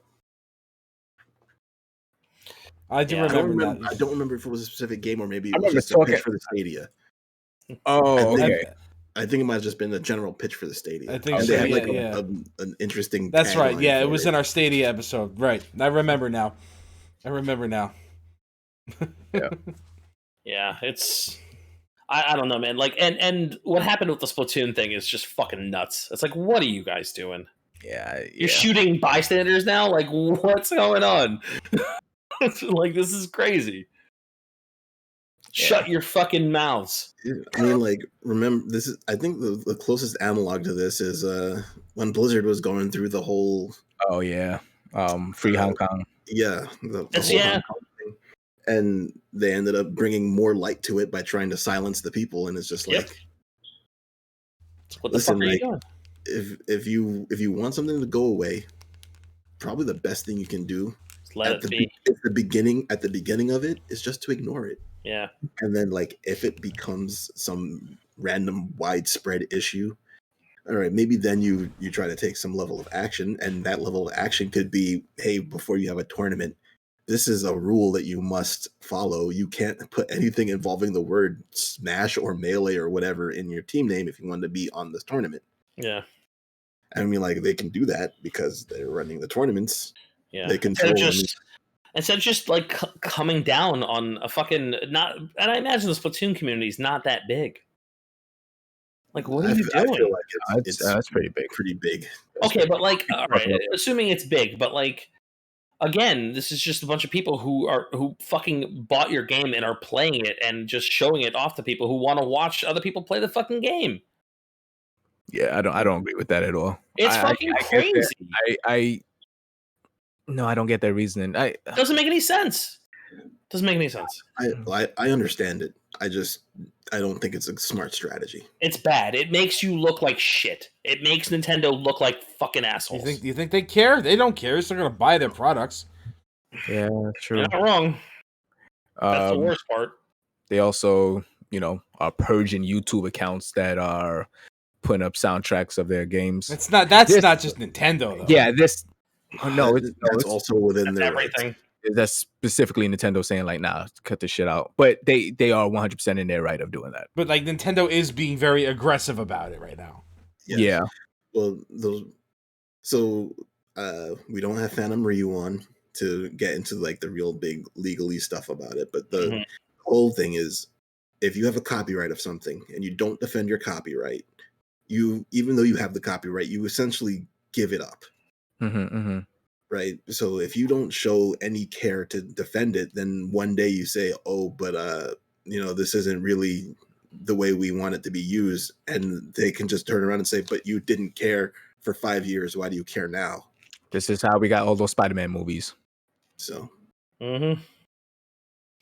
It's and what's the thing that makes it so fucking frustrating, especially in regards to the music, is that like it's not like we can just put these lists on Spotify here, man. Exactly. I think that's my issue with it. Like, there is no easy way to find. If these things were fucking available and you could pay for them, people would pay for them. Yeah. Some people wouldn't, of course not. But like, if you had the option, there's no option for that, right? Yep. If there's no option, you're not making money anyway. Exactly. It doesn't make any fucking sense. Like, why are you just You'd make more money, all but this awful will? Like, what are you doing? People who just want to celebrate and appreciate your shit because you haven't figured out a way to market it, just fuck them. Like, get the fuck out of here. I bought games because I heard a soundtrack and I was like, Same. oh shit. Nintendo is another wrestling reference coming. They're the WWE video games. Yeah, they are. Where you hear the whole thing about Vince McMahon, where Vince McMahon would rather make a dime his way than $1 someone else's. Yep. That's Accurate. Nintendo. It's also easier to do that when you're a multi-billion-dollar company. Yes. Yeah. Right? So like if you're a smaller company, that exposure means a lot more to you, but Nintendo doesn't really need exposure. That's true. Because everybody knows Nintendo. Everybody knows Nintendo so much that people call all video game systems Nintendos. Yeah. My mom still does it. So like It's they don't need exposure, and so they might as well defend their property because they don't need it from people. I mean, like, listen, there's a whole lot of stuff that's going to be going down in DMCA level stuff. Yeah. Oh yeah.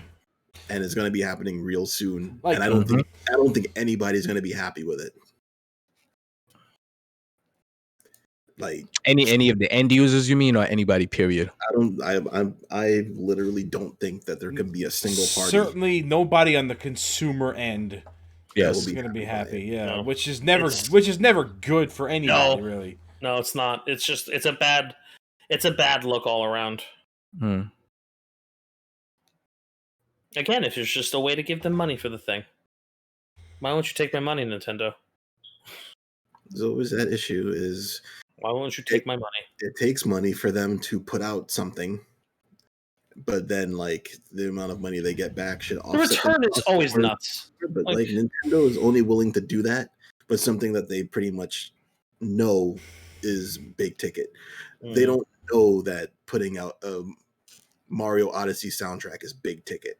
I don't know if they have or have not. I'm just pulling that out of the air. But it can't be that hard. It's just you just put it on a streaming service or something. Like they know that when they release the true successor to the Switch, that a Mario Odyssey port to that will be big money. So they'll put effort in, or the minimum level of effort into that. Yeah, that's Nintendo. So stupid. Nintendo is gonna Nintendo. They always will, and they always have. It's the shitty end of them, man. It's just, like I said, I like so much of what they do, but when it comes to this shit, they're one of the worst. Yeah, it's really upsetting. And you know what?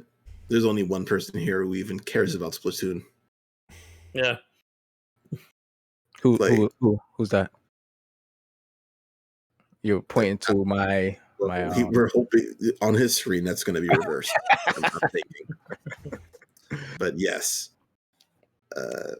I don't care about Splatoon. I don't really find it interesting in any way, shape, or form. But like, it's kind of a dick move. Like, I understand Nintendo trying to protect their property, so I'm not even arguing on that end. But like, you're shutting down a random stream that has nothing to do with the fact that your Smash property was messed up. It probably wasn't even all of Nintendo. It was probably just one guy who was responsible for the stream being like, honestly, shut this down.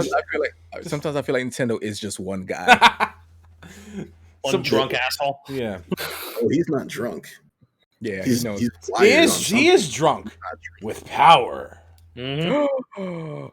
He's over there like injecting caffeine directly into every vein so that he can be hyper vigilant on YouTube and Twitch to find these people. Christ. What a shitstorm. All right. Well, look, before this becomes a 4-hour fiasco, I think it's time to go. Yeah, it works. We haven't hit 3 yet. We're 10 minutes away. Okay, well, you know what? Then it's good enough time to. Yeah, that's a good time to wrap it up. Works for me. You know where you can find us. I'm not gonna go through it. Join the Discord, send us emails, and all that good stuff. Discord is popping this week. You guys should join. Yeah, it's fun. We had a live discussion for the Game Awards. We did. Yeah, and I had a decent amount of people in there. Yeah, it was You good. could be in there too. Absolutely. And all you got to do is join the Discord and boost our server so we can have better audio quality. And video. And video. Mm-hmm. So, thank What you are you on very now? much. 720? If you decide to do that, what's that? We on 720 now? Yeah, I think it's 720. I don't know. Okay. I think it's 720. That's the standard. So Well, while we figure that out some other day, we're gonna go to bed. 4205, cast off.